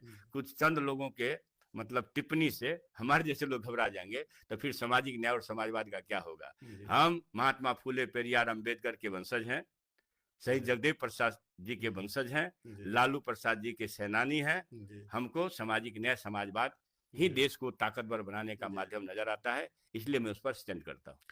एक सवाल जो बार बार आ रहा है और अभी भी टिप्पणी में भी आ रहे हैं, टिप्पणी भी किए जा रहे हैं इस पर, और हमें लगता है कि ये सवाल ये करना चाहिए। डोमिसाइल के मुद्दे पर छात्रों में नाराजगी है, ये टिप्पणी लगातार आ रही है, हमसे पूछा जा रहा है, और हमसे ये भी पूछा जा रहा था कि जब पूर्व मंत्री जी या फिर विधायक जी आपके स्टूडियो में आएंगे मधेपुरा टाइम्स के लाइव या उसमें। हाँ बिल्कुल, अच्छा है, अच्छा है, कंसेप्शन दूर होना चाहिए। तो मतलब बाहर के दूसरे स्टेट के छात्र आकर के यहाँ नौकरी लेते हैं। मैं क्रमशः बता देता हूँ, उसका सबूत भी दे देता हूँ। मेरे मोबाइल में है, संजोग से आज कोई चला दिया उसको तो मिल गया, मैं बताता हूँ।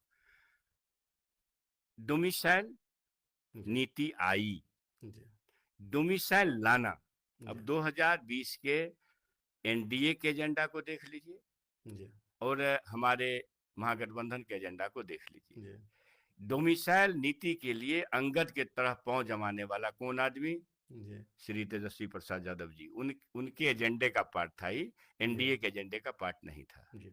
जब सरकार बनी, शिक्षा मंत्री हमको हमारे नेता ने बनाया, तो मुझे 2 टास्क मिला कि लाखों बहालियां आपके यहाँ से निकलेगी और हमको डोमिसाइल लाना है। डोमिसाइल नीति पर सहमति हो गई, ठीक है, मुख्यमंत्री जी तैयार हो गए। अरे मुख्यमंत्री जी नहीं तैयार होंगे तो आएगी ना, हम तो प्रस्ताव देंगे ना, शक्ति उनको है। डोमिसाइल नीति आ गई। आप ध्यान दीजिएगा, प्रथम तैयारी के विज्ञापन में डोमिसाइल लगा हुआ था। प्रथम तैयारी के विज्ञापन के 1 महीना 7 दिन के बाद पाठक जी को एसीएस बनाया गया मेरे विभाग में, मुझे दुरुस्त करने के लिए। आपको दुरुस्त करने? जी, मुझे दुरुस्त करने के लिए। नहीं तो उसकी क्या हैसियत थी? मुख्यमंत्री का साया अगर मेरे ऊपर होता तो वैसा अधिकारी बहुत देखे। मतलब सरकार का मानना था कि आप में कमी है, आपको दुरुस्त करना। कमी नहीं है। अब ये लड़का है कि एक से एक पॉलिसी ला रहा है, इसको कुछ कुछ मतलब ऐसी आवाज उठा रहे हैं तो उस आवाज जी को जी कुछ कुछ दबा संचिकाएं ऐसी आती थी जिसको हम नहीं करते थे, और आपको आश्चर्य होगा ब्यूरोक्रेसी यहाँ इतना हावी है, हे भगवान। अंचल ब्लॉक ऊपर देखिए, शायद हमको ईश्वर कहीं है, इन लोगों को माफ नहीं करेगा, इतना भ्रष्टाचार है। आप भी महसूस करते होंगे क्योंकि आप सेंसिटिव। 2010 के इंटरव्यू में भी आपने ये बात कही थी, हमें अब तक याद है। जी जी वो मतलब वो 10 साल पहले जो इंटरव्यू यहाँ पर जी आपका हुआ था आपदा जी मंत्री के रूप में, उसमें भी जी ब्यूरोक्रेसी के बारे में आपने चर्चा की थी कि वो हावी है। वो 10 साल पहले का इंटरव्यू जो है 2015 का, वो मुझे याद है कि ब्यूरोक्रेसी हावी है, अभी भी वही बात कह रहे हैं। बिल्कुल, जिस कदर से ये घून तो नहीं, एक चीज इसमें आता है कि बीच में जब आप सरकार में रहे तो उस समय में आप मतलब इसके लिए क्या ब्यूरोक्रेसी को ये किया जाए, थोड़ा सा अब ये कंट्रोल किया जाए। मेरी संचिका कहेगी ये बात। जी जी अब देखिए, अपने ही विभाग का जांच का ताल ठोक करके कोई डिमांड करता हो, शायद इस पॉसिबल देश नहीं। में जी मेरे सिवा कोई दूसरा नहीं। जी आई विधानसभा के फ्लोर पर जांच मांगे हैं, क्यों नहीं जांच हो रही है? जी सिर्फ शिक्षा विभाग का जांच नहीं हो रहा है, बाकी सब विभाग का हो रहा है। जी समझे कि बाकी मतलब जी कुछ जो राजद के लोग अच्छे नहीं हैं, अब उनके अच्छे हैं 200 करोड़, जी है ना? अभी प्रशांत किशोर जी 200 करोड़ ला के दिए है ना, और 500 करोड़ का दावा करने वाले हैं। जी मतलब राजद के लोग अच्छे नहीं है, तो वही अच्छा दिखाने के लिए हमने ताल ठोक के विधानसभा में कहा है, मैं विजुअल दिखाता हूँ, मैं वीडियो दिखाता हूँ, जी समझे कि नहीं? जी कि साहब इसकी जांच डोमिसाइल करें पर, पहले, भ्रष्टाचार पर। भ्रष्टाचार पर। जी मेरे पास ऐसी ऐसी संचिका आती थी, जी और स्टेट हेड से लोग फोन करवाता था, जी जिसमें वित्तीय नियमावली का उल्लंघन होता था। मैं कैसे कर दूं, मैं पढ़ा लिखा व्यक्ति हूँ, जी मैं कैसे कर दूं? हम नहीं करते थे। वैसे 5-6 संचिकाएं थी सैकड़ों करोड़ का, जी मैंने नहीं किया। जी जब मान लीजिए इसको हटाना ही था, जी सरकार बदलनी ही थी, तो जी 3 दिन के लिए मुझे गन्ना क्यों दिया गया? जी 3 दिन के लिए गन्ना दे करके मेरे दूसरे कलीग मंत्री से सारा संचिका करा लिया, जी समझे कि नहीं? जी मैंने नहीं किया। और ये देख लीजिए, शिक्षा को ताकतवर बनाने के लिए, गुणवत्ता को पूर्ण करने के लिए ही बीपीएससी लाया गया था। आप नहीं महसूस करते हैं 20 वर्ष में शिक्षा क्यों चौपट हो गई? कौन के कारण? अगर ये इतना संवेदनशील लोग नहीं होगा और शिक्षा ही खत्म हो जाएगा, समाज कैसे, और समाज और देश कैसे ताकतवर होगा? तो जो ये इसमें हम सफल हो गए, ठीक है।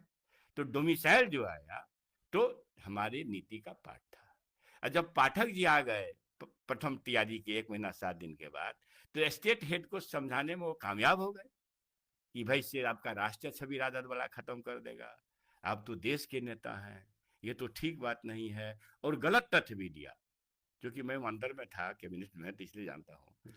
वो गलत तथ्य भी दिया कि सारे राज्यों में डोमिसाइल खत्म हो गया, सब कोर्ट में चैलेंज हो गया, एकदम गलत।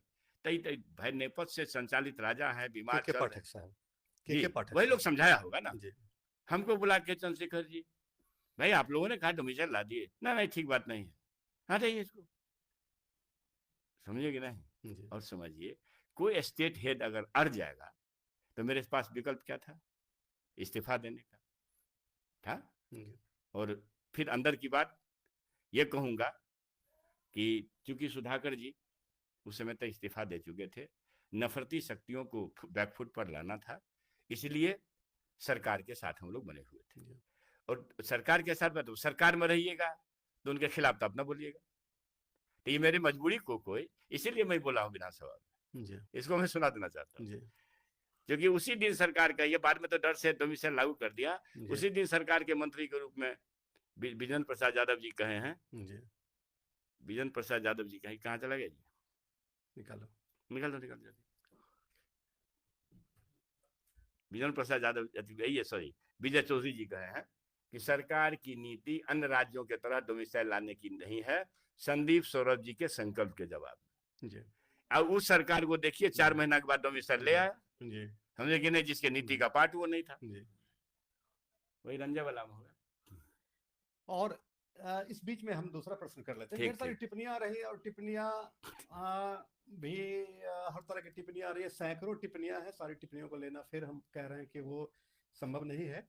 लेकिन ये देखिए राकेश जी, विधानसभा का डिबेट है मंत्री से हटने के तुरंत बाद, और मैं इस पर अपनी सफाई भी दिया हूँ, और अपने फेसबुक से पोस्ट किया हूँ, डोमिसाइल का सच। मेरी आवाज कहाँ है?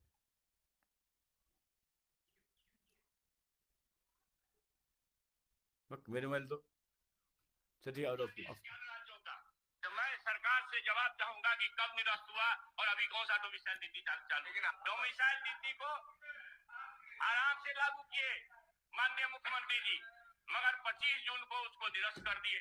अब जब निरस्त कर दिए, क्योंकि हम सरकार के मंत्री थे, ना चाहते हुए हमें स्वीकार करना पड़ा। मुद्दा एक बड़ा इशू था महोदय। डोमिसाइल नीति महागठबंधन के एजेंडे का विषय था। डोमिसाइल नीति लागू करने के लिए माननीय मुख्यमंत्री जी की सहमति हुई।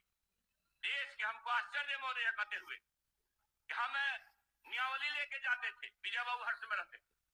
नियावली है उत्तराखंड में, गुजरात में, महाराष्ट्र में, वेस्ट बंगाल में, पता नहीं अधिसंख्य राज्यों में डोमिसाइल नीति, झारखंड में डोमिसाइल नीति लागू है, मगर अधिकारी पढ़ाते थे ना, सब निरस्त हो गया। मेरी चुनौती है, अगर निरस्त हुआ है उत्तराखंड का, अगर निरस्त हुआ है छत्तीसगढ़ का या देश के अन्य राज्यों का, तो मैं सरकार से जवाब चाहूंगा कि कब निरस्त हुआ और अभी कौन सा डोमिसाइल नीति चालू। डोमिसाइल नीति को आराम से लागू किए माननीय मुख्यमंत्री जी, मगर 25 जून को उसको निरस्त कर दिए। हाँ बताइए। ये असेंबली के फ्लोर पर दिया गया मेरा दस्तावेजी सबूत के साथ वक्तव्य है। मैं यही कहता हूं कि मुझे मेरी गलती लोग कह सकते हैं कि सरकार के मंत्री के रूप में आप इस्तीफा क्यों नहीं देती। तो सरकार के मंत्री के रूप में हम अनुशासित पार्टी के सदस्य भी हैं, तो हमको बहुत बात सोचना विचारना है। मुख्य मुद्दा था ये कि नफरती संप्रदायी शक्तियों से लड़ना है, तो नीतीश बाबू की हट को इग्नोर करना है। बस ढेर सारी टिप्पणियां हैं और कुछ टिप्पणियां हैं कि जनता के बीच आप आते नहीं है 5 साल। बताइए। ये भी टिप्पणियां हैं कि आप जीत जाते हैं, आप चले जाते हैं जनता के बीच। मैं बताया, देखिए इस जिला में किसान आंदोलन के पक्ष में हजारों लोग को खड़ा करने का काम ही क्या समाज में रहना नहीं है। इस जिला में दलितों वंचितों के पक्ष में प्रतिवर्ष एक बड़ा कार्यक्रम करना, उसके सम्मान में क्या समाज में रहना नहीं है। अगर हजारों लोग जुटते हैं, किसी को सैकड़ों लोग जुटाने की क्षमता है क्या?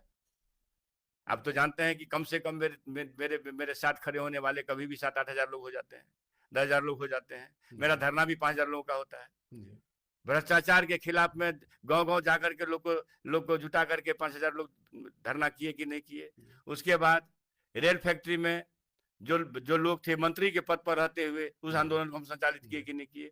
मेरा ये कहना है कि भाई रेल फैक्ट्री हो या कुछ हो, एक दिन के आंदोलन से नेपाल बदल गया क्या? जोखिम लेना पड़ेगा शैतानों के खिलाफ, नफरतियों के खिलाफ। और एक नेता से यह काम, एक एमएलए से और एमपी से लोग कोशिश करेगा कि यह सब काम हो जाए, नहीं। अगर आप खड़ा रहेंगे समाज के लोग इसके आज जैसे नाले का निर्माण हो रहा है, एमएलए बैठ करके मीटिंग किया, समाज में गए, एस्टीमेट की कॉपी बंटवाए पहले अपने तरफ से, फिर एक प्रेशर बना के जांच करवाए, फिर नोटिफाइड एरिया का जो नगर पालिका का स्टिकर लगा कि इस तरह से एस्टीमेट है। अगर समाज सो जाएगा तो नाला नहीं नरक बन जाएगा, इसी के लिए खाली विधायक दोषी हो जाएंगे। तो मेरी सरकार है क्या? हम अच्छा 1.5 साल की जो सरकार 2 बार हुई है, तब यही ना समझिए बैसाखी की सरकार, हम आपके सरकार बहुत अच्छा रिजल्ट नहीं दे सकता है। आप समझिए कि हमारे नेता तेजस्वी प्रसाद यादव जी हैं, जिन्होंने कहा जो विचार किया, संकल्प है, जो कहते हैं वो करते हैं। सरकार नहीं बनी, बैसाखी की ही सरकार बनी। 10 लाख के एक कलम से नौकरी नहीं हुआ, लेकिन 5.5 लाख लोगों को नौकरी सरकारी हुई कि नहीं? सरकारी नौकरी के दरवाजे बंद हो चुके थे, जिसमें शिक्षा विभाग का गवाह तो मैं ही हूँ। 2,90,000 लोग का वैकेंसी कराया, 2,17,000 लोग को नियुक्ति पत्र मेरे दोबारा बटी। लेकिन उसके बाद भी सरकार लगातार प्लीज अभी देखिए, उसके बाद 3.5 लाख लोग की नौकरी, सरकारी नौकरी प्रक्रियाधीन करा के आए। आप समझिए कि खेल नीति नहीं थी हमारे साथ 20 वर्षों में। तेजस्वी प्रसाद यादव जी के ये सृजनात्मक सोच का उपज है कि मेडल लो नौकरी पाओ, कहीं दूसरे को क्यों नहीं थी भाई? आप मुख्यमंत्री जी कह सकते हैं तो हम ही ना मुख्यमंत्री थे, आप तो 20 वर्ष से थे भाईजान। उद्योग रोजगार पर राज को करने के लिए, पलायन रोकने के लिए उद्योग नीति लाए, जिस पर अमल न किए हैं। पर्यटन नीति लाए, जिस पर अमल न किए हैं हमारे तेजस्वी प्रसाद यादव जी। अब तेजस्वी प्रसाद यादव जी का संकल्प हुआ साल भर पहले कि हम माँ बहनों को ताकत देने के लिए, वुमेन एम्पावरमेंट के लिए उनको 2,500 महीना देंगे। किसी घर में ऐसा है कि 3-4 माता बहन बेटी से कम है, तो उनको 10,000 महीना देंगे, तो एगो 10,000 का चुनावी घूस लाए हैं, चंदा कर्जा देंगे 10,000 का जीविका के माध्यम से। हम महीना देने वाले हैं, साल भर में 30,000। हम हमारे नेता ने कहा कि हम पेंशन को 400 से 1500 करेंगे, तो आप 1100 तक गए, 20 वर्ष से क्यों नहीं जा रहे थे भाई? हमारे नेता ने कहा कि 200 यूनिट बिजली फ्री करेंगे, तो आप 250 तक गए, तो 250 क्यों नहीं चल गए? तो मतलब तेजस्वी प्रसाद यादव जी रेखा खींचते हैं, नीति तय करते हैं, सरकार चलने पर मजबूर होता है। इसलिए राज्यवासी समझो, इनको ये जो है इनको हटाओ, तेजस्वी प्रसाद यादव को लाओ, जो बोलते हैं वो करते हैं। तो मतलब एक ये आप कह रहे हैं कि तेजस्वी जी जब कोई बात करते हैं तो उसी की कॉपी करते हैं, मतलब उसी में से कर रहे हैं ना, सबूत है ना। अपनी पॉलिसी इनके पास नहीं है रहता तो विश्वास में आता ना। जी। खेल नीति, पर्यटन नीति, उद्योग नीति, राजकर्मी दिन 4.5 लाख शिक्षकों को राजकर्मी का दर्जा। साहब आपके मधेपुरा के मतलब के बेटा चंद्रशेखर जी के मंत्रित्व काल में मिला है, 18 साल से क्यों नहीं मिल रहा था? एक चीज हमेशा हम देखते हैं, बहुत सारे लोगों की टिप्पणी भी थी और ये पूछते भी हैं कि शिक्षा मंत्री के रूप में जब आप थे तो उस समय में शिक्षा के लिए आपने कौन कौन से और कदम उठाए? शिक्षा के सुधार के लिए एक तो मैंने कहा, एक टिप्पणी ये भी आ रही है कि शिक्षा स्वास्थ्य के संबंध में आपने कितने जनसंवाद किए। अभी तुरंत हम टिप्पणी देख रहे थे लोगों के बीच में। अभी देखिए, शिक्षा मंत्री के पद पर रहते हुए पहले एक देखते, जब आउटसोर्सिंग की धांधली आने लगी, हम महसूस किए कि पाठक बाबा जो है शिक्षा विभाग को लूट के बर्बाद कर देंगे, इनको सरपरस्ती है राजा का। तब मेरा शिक्षा मंत्री के रूप में शिक्षा दिवस के अवसर पर राज्य के बेरोजगारों से अपील है, मरेगा नहीं। मंत्री के पद पर रहते हुए कि आउटसोर्सिंग में भारी धांधली हो रही है, आरक्षण नीति का भी पालन नहीं किया जा रहा है और एक्सटॉर्शन का माध्यम बनेगा, आप लोग सतर्क रहें। फिर भी लोग नियुक्ति ले लिया आउटसोर्सिंग का और वेतन लोगों को नहीं मिला, हटा दिए गए। बताइए कौन जिम्मेवार है इसके लिए? राजा जिम्मेवार है कि हम जिम्मेवार है? जब हम अपील कर दिए, बेरोजगारों को समझना चाहिए। मंत्री के पद पर रहते हुए सरकार खिलाफ ऐसा स्लोगन लोग दे सकता क्या? कमाल है यार। मेरा ये कहना है, और भी कर रहे थे, वो भी नहीं मरेगा दस्तावेज। हम 1 महीना तक, जब याद आ गया तो क्या छेड़ दिए। शिक्षा मंत्री के पद जब हमारे नेताओं ने हमको सौंपा, ठीक है, मुख्यमंत्री जी नहीं चाहते तो नहीं होता, लेकिन हमारे नेता के दबाव में हमको मिला, तो ठीक है। हमको ये लगा कि ये ध्वस्त शिक्षा व्यवस्था को जब तक दुरुस्त न करें तो नींद ठीक से नहीं आएगी। बहुत भरोसे के साथ हमको लोगों ने बनाया है। उस समय मुख्यमंत्री जी भी कहते कि आपका नाम आया इसलिए कर दिया, ठीक है। अब ये बताते हैं कि जब मैं बना तो 1 महीना तक भाई साहब मैं मुख्यमंत्री हाउस देखने नहीं गया। मैं उम्मीद करता हूं कि मंत्री बनते हैं लोग मुख्यमंत्री दरबार में माथा टेकने जाते हैं। 1 महीना तक ना गया, ये नंगा सच है, न तो सीसीटीवी निकलवा लीजिए उस समय का। मुख्यमंत्री जी तो नहीं बोलेंगे, उसका ऐसा भी नहीं बोलेगा, लेकिन सीसीटीवी तो बोलेगा ना, डेट वाइज रिकॉर्ड होगा। क्यों नहीं गया कि मैं 1 महीना तक होमवर्क किया कि शिक्षक अभी है नहीं, शिक्षा को ठीक करना है, रास्ता क्या होगा। बहाली होने में समय लगेगा, बीपीएससी होगा, क्या होगा नहीं होगा तो समय लगेगा, वैकेंसी होगी, तो इसी बीच में कैसे रास्ता निकले। और तब जो मेरे दिमाग में लोगों ने इंटरेक्शन के बाद आईएएस एसोसिएशन से, आईएएस रिटायर्ड एसोसिएशन से, प्राइवेट स्कूल एसोसिएशन से, ये सरकारी स्कूल के शिक्षक एसोसिएशन से इंटरेक्शन किया, कम से कम 1-1.5 दर्जन एसोसिएशन से। तो बात छन के आई तो 2 बात आई कि सिमुलतला मॉडल का स्कूल हर जिला में खुले। और मैं फार्मूला लेके गया था कि इसके लिए बहुत धनराशि नहीं लगेगी। 50,000 करोड़ का बजट तब शिक्षा विभाग का है, तो बहुत बड़ी धनराशि की जरूरत नहीं है। इसमें सिर्फ और सिर्फ एक जिला में फेज वाइज ही करेंगे, 100 करोड़ के आसपास लगेंगे, तो मेरा सिमुलतला मॉडल का स्कूल ऑपरेटिव हो जाएगा। हर जिला में ऐसी स्कूलें हैं जिसको 5-10 बीघा जमीन है ही, बाजारा भी हमारे यहाँ बहुत है और लग जाओ भी है। जिस स्कूल का इंफ्रास्ट्रक्चर 150 करोड़ का होगा, उसी में 100 करोड़ लगा देंगे, तो 250 बच्चे ही सही जब बोर्डिंग स्कूल में पढ़ने लगेगा तो शिक्षक कहाँ से लाएंगे। तो हम सोचिए, हम लोगों से पूछे कि भाई हमको 25-30 शिक्षक नहीं मिलेगा जिला में। अच्छा, कॉन्ट्रैक्ट नीति में भी बहुत अच्छे शिक्षक आए। जी बिल्कुल, बिल्कुल। हाँ, ये बात है कि सरकार ने उनको इतना लड़ाया ना सर्विस कंडीशन के लिए कि बेचारा मजबूरी में नेता हो गया, पढ़ा लिखा छूट गया। अच्छे शिक्षक नहीं तो बीपीएससी बीपीएस हम तो कहते हैं 80% शिक्षक अच्छे, अब 20% को हम गलत कहें ठीक बात नहीं है, लेकिन 80% शिक्षक अच्छे, तो हमको 25 शिक्षक नहीं मिलता क्या? एक मैंने आराम से बहुत अच्छा, तो हमको शिक्षक बहाल भी नहीं करना पड़ता, वो शुरू हो जाता है मेरा सिमुलतन मॉडल। और मैं कहता हूँ कि 10 जिला का सर्वेक्षण हो गया भाईजान, और पाठक बाबा आए तो बिना मेरे आदेश का चिट्ठी लिख करके डरा करके रोक दिया सर। वो सब जानते हैं, वो क्या कहते हैं साइंस कॉलेज के प्रोफेसर है फिजिक्स के, बहुत अच्छे आदमी है, मतलब सब मिश्रा है, समझे कि नहीं? वो उनको कन्वेन कर रहे थे, समझे कि नहीं? मैं कमेटी बना दिया था हमने, मुख्यमंत्री जी की सहमति हो गई प्रोसीडिंग पर। दूसरी नीति ला रहे थे मुख्यमंत्री शिक्षा दान योजना, बहुत ही क्लासिकल नीति थी। हम जब इंटरेक्शन किए अधिकारियों से तो लोगों ने कहा कि सर हम लोग फालतू बैठे रहते हैं,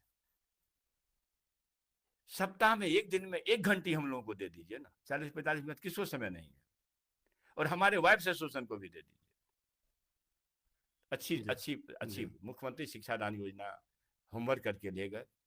हम शुरू में सोचे थे कि बेरोजगार भी आए, वकील को भी, सेवानिवृत्त शिक्षक प्रोफेसर को भी, या बेरोजगार बेचारा जो सक्षम लड़का है पढ़ाने में उसको भी, कम से कम नहीं होगा तो प्रिविलेज हो जाएगा, एक्सपीरियंस मिल जाएगा इसके लिए।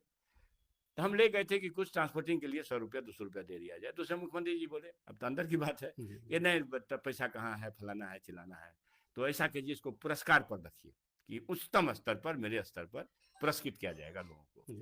हम ये भी सोचते थे कि इसको थोड़ा सा प्रमोशन बेनिफिट हो जाए। तो उस समय विजय चौधरी जी ने कहा कि देखिए ना, सो इसको लोग लीगल में फंसा देगा, समझे कि नहीं?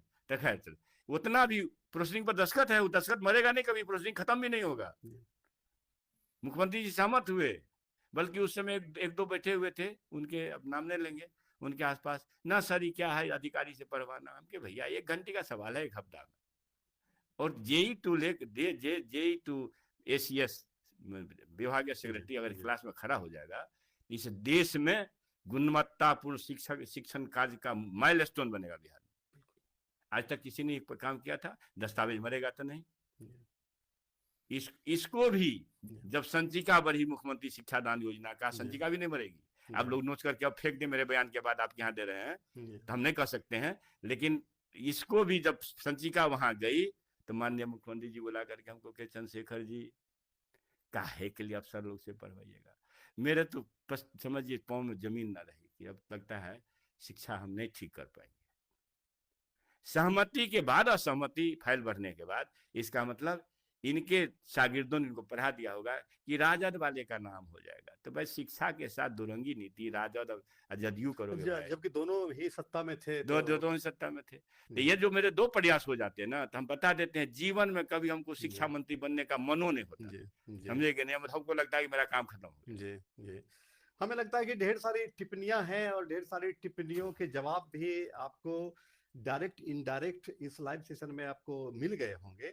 और चूंकि सैकड़ों टिप्पणियां और सबको पढ़ना, ये कुछ जो है दूसरे के समर्थन में भी टिप्पणियां कर रहे हैं, मधेपुरा विधानसभा के बारे में बोलिए लिख रहे हैं, फिर जो है आपके विरोध में भी लिख रहे हैं कुछ, और फिर कह रहे हैं बिहार के स्टूडेंट योग्यता नहीं क्यों बोला, वगैरह वगैरह। ढेर सारी आपसे नाराजगी होगी लोगों को, चूंकि मैं तो इसको क्लियर किया ना जी कि सरकार का पक्ष लेने में जी उसको गलती कही है तो गलती मेरी है, लेकिन सरकार का पक्ष लेना मेरी मजबूरी थी कि नहीं, कुछ तो कहना था हमको। इसलिए वो उस बात के लिए मैंने कहा कि मुझे इस्तीफा देना पड़ता, तो हम एक अनुशासित पार्टी के सदस्य हैं, तो भाई इस बात पर तो सोच विचार करके ही काम करना था।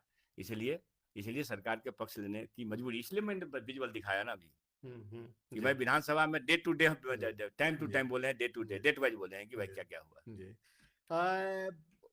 हमें लगता है कि 1 घंटा करीब 20 मिनट से हम लाइव में हैं और ढेर सारी टिप्पणियां हैं, सारी टिप्पणियों को पढ़ना संभव है भी नहीं, और ढेर सारी बातें इनसे हमने सुना। और आगे भी आपकी जो क्वेरीज होंगी, और आगे भी हम इन्हें आमंत्रित करते रहेंगे। और फिर इन्होंने भी वादा किया है जाते एक चीज, क्योंकि वो बात अधूरा रह गया था जी, बिल्कुल। तो हम चाहेंगे कि अंतिम में मोहन भागवत जी, क्योंकि वो बात बहुत ही था, आप अपनी बात जिस पर मेरे गर्दन की कीमत 10 करोड़ हो गई। तो ये जो है, ये तो बोल दिए कि भाई मोहन भागवत जी ने ये महसूस किया, तो ये तो मोहन भागवत जी, हम इनको आरोपित तो नहीं कर सकते हैं, लेकिन सात सम्मत बात मैंने की तो इन्होंने सपोर्ट किया, ठीक है, और मेरे बयान के बाद का है, मेरी चुनौती है कोई इसको पहले का कह दे तो एक बार, ठीक है। दूसरा है कि मैंने कहा था, मेरा फुल क्लिप नहीं चलाया ना लोग, क्योंकि हम तो हीरो हो जाते हैं ना, उनको विलन बना था मनु मीडिया को, गोदी मीडिया को। देखिए, जातियां भगवान ने नहीं, पंडितों ने बनाई। मैं पंडित नहीं बोला भाईजान, मेरे क्लिप को निकाल के देखिए। मैंने कहा क्योंकि भाई पंडित हो या छत्री हो, 5000 साल पहले की बात है, हमारा पुरखा है। हमने कहा कि भाई जातियां ईश्वरीय नहीं है, जातियां पुरखों की गलती से बनी है, तो जो ईश्वरीय नहीं है वो अभिशाप हो गया जातीय नफरत, इसलिए उसको छोड़ना चाहिए। यही हमारी टिप्पणी थी कि जातियां ईश्वरीय नहीं है। और इस तरह की चीजें जो जात का नाम न ले ले, ले, ले, ले करके अगर किसी ग्रंथ में जो मतलब आपत्तिजनक टिप्पणी हो, तो इसके लिए नागार्जुन से पढ़े लिखे हम ज्यादा तो ना है, नागार्जुन साहब ने अपनी रत्नावली में लिखा है, उनकी टिप्पणी निकाल लीजिए, मैं नहीं बोलूंगा, तो हमसे ज्यादा आक्रामक वो है। डॉक्टर लोहिया स्वयं बोले हैं, जो रामायण मेला लगाते थे, राम के विरोधी नहीं थे ना, लेकिन कुछ जो आपत्तिजनक टिप्पणियां हैं ग्रंथों में, उनके बारे में डॉक्टर लोहिया जी बोले हैं। डॉक्टर बाबा साहब भीमराव अम्बेडकर तो खूब से बोले हैं।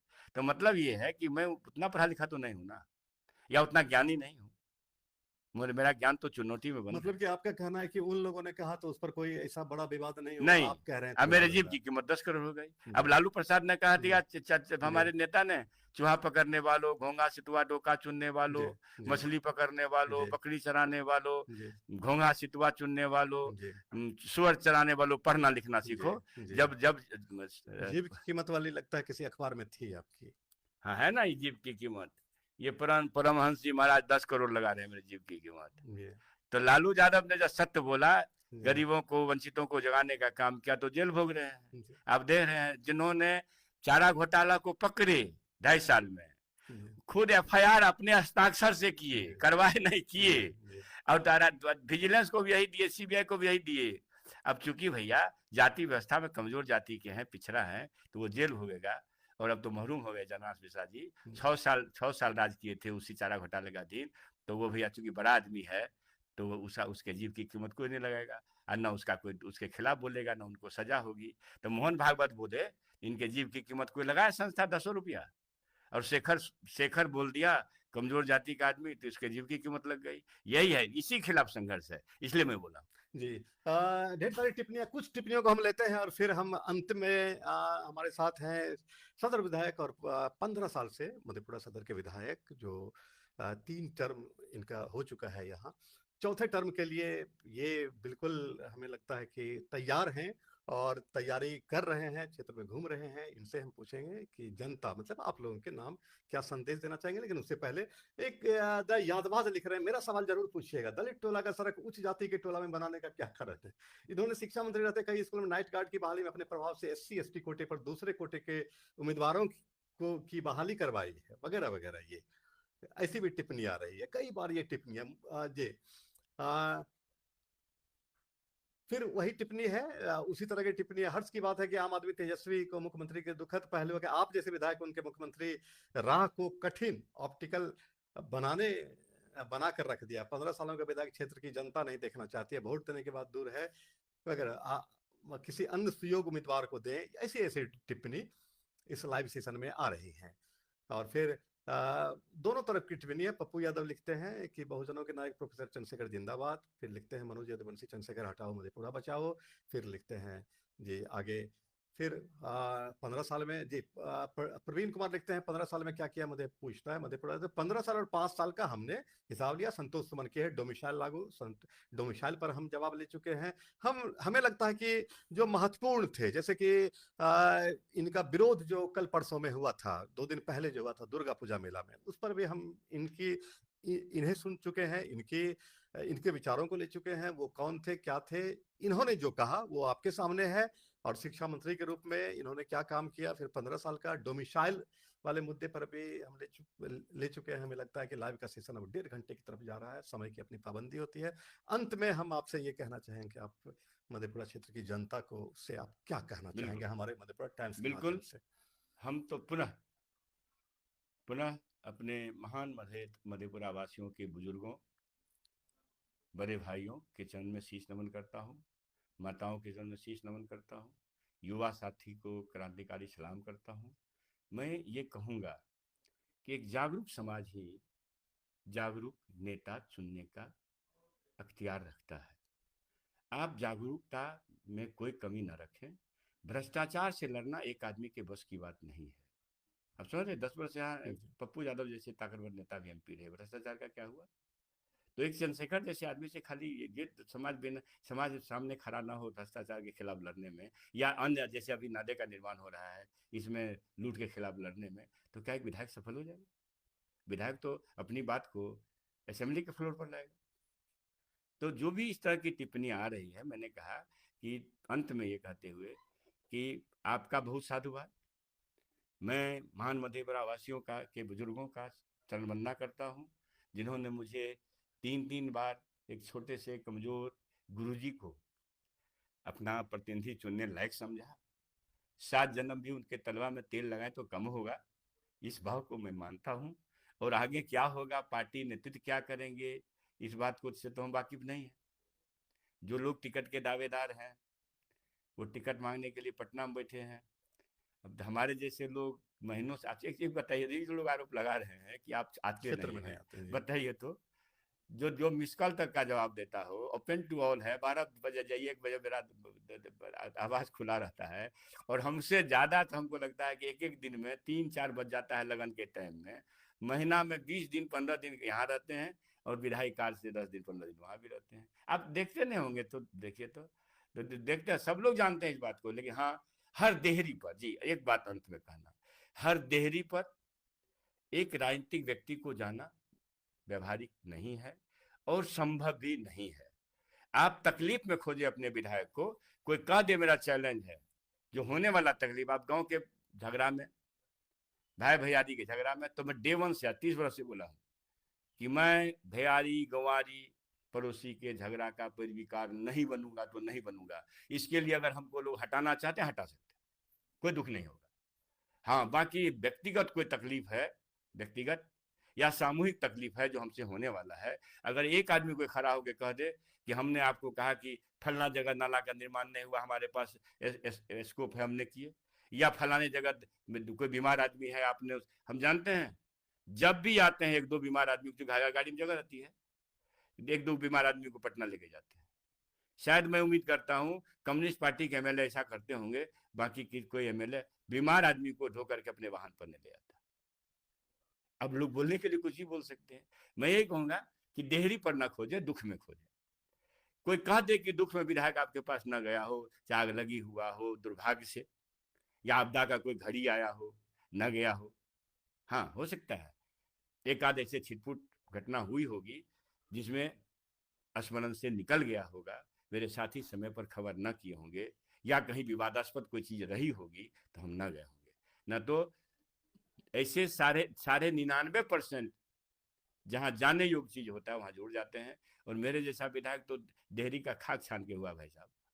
हम क्या कि जितना कार्यक्रम हम करते हैं 15 साल में किए हैं जनहित के मामलों का, कम्युनिस्ट पार्टी के विधायकों को छोड़ दीजिए, अगर दीगर कोई विधायक किए होंगे तो हमसे अभी इस्तीफा दे।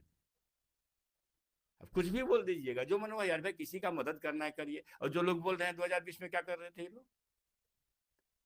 ये लोग जैसे अभी फेसबुक पर आ रहे हैं लोग, 2020 में इसकी भूमिका की जांच करा लीजिए, पता चल जाएगा ये लोग राजद वाले हैं, सामाजिक न्याय वाले हैं, क्या हम असामाजिक न्याय वाले हैं। कई लोग देख रहे हैं फेसबुक आ रहे हैं, लगता है यही मौका है चंद्रशेखर का, हटा दो इसको। हम क्या कहें कि 32 जगह गए, सौगर में या कहीं भी, मठाही में, सौगर में कि भवन में कि टैक्सी में कि कहीं भी, 32 जगह गए, मैंने हजारों लोग से मुलाकात हुई होगी ना, दर्शन हुआ होगा, प्रणाम किए होंगे, गए होंगे। तो सिर्फ कटहरवा में वो भी 2-4 लड़के, आधा घंटा पहले मैं गया था, आधा घंटा हम कितना लोग होंगे पता मेला का, वो शाम का पहर था, मैंने उस समय पिकावर रहता है।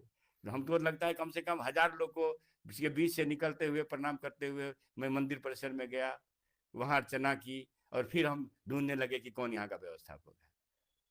ठीक है, ये लोग अपना जैसे भी होंगे, अपना जो है, हम तो नहीं जानते अंदर की बात, लेकिन अंदर की बात भी कभी खुलेगी। खैर खून खांसी खुशी जानत शकल जहाँ, तो सब छुपने वाली चीज नहीं है। खैर हमको मतलब भी नहीं है, वो प्रिय अनुज हैं, हमें किसी भाव से नहीं लिए हैं। ये ऐसे अनुज भ्रमित ना हो, आपका विधायक चंद्रशेखर आपसे कोई दुराव नहीं रखता है। हम जानते हैं कहीं ना कहीं से आप पढ़ाए गए लोग हैं, तो कोई दुराव नहीं रखता है। आप जब भी आए, हमसे जो होने वाला काम होगा सेकंड लेट नहीं होगा, नहीं होने वाला काम हम हाथ जो हमें ले। और ये भी शिकायत करता है कि हर काम में आप हाँ काहे नहीं कह देते, ये हम नहीं करते भाई साहब, ये भी शिकायत आएगी। भाई जो हाँ होने वाला होगा वही हाँ कहेंगे ना, सब हाँ कैसे कह देंगे, ये संभव नहीं है और उचित भी नहीं है। इसलिए हमारे महान मधेपुरा वासियों से कहना चाहता हूं, देहरी पर न खोजें, दुख में खोजें तो समाज का कल्याण होगा। क्योंकि एक विधायक अगर देहरी देहरी चाय पीते जाएगा तो समाज का चीनी सथेगा, विधायक चीनी बीमारी से ग्रसित होगा, आपको फायदा कुछ नहीं होगा। धन्यवाद आपका जी, बहुत बहुत शुक्रिया आपका 1.5 घंटे से अधिक का समय देने के लिए। बहुत बहुत शुक्रिया आप सभी दर्शकों का जो इस लाइव में बने हैं। अपना ध्यान रखिएगा।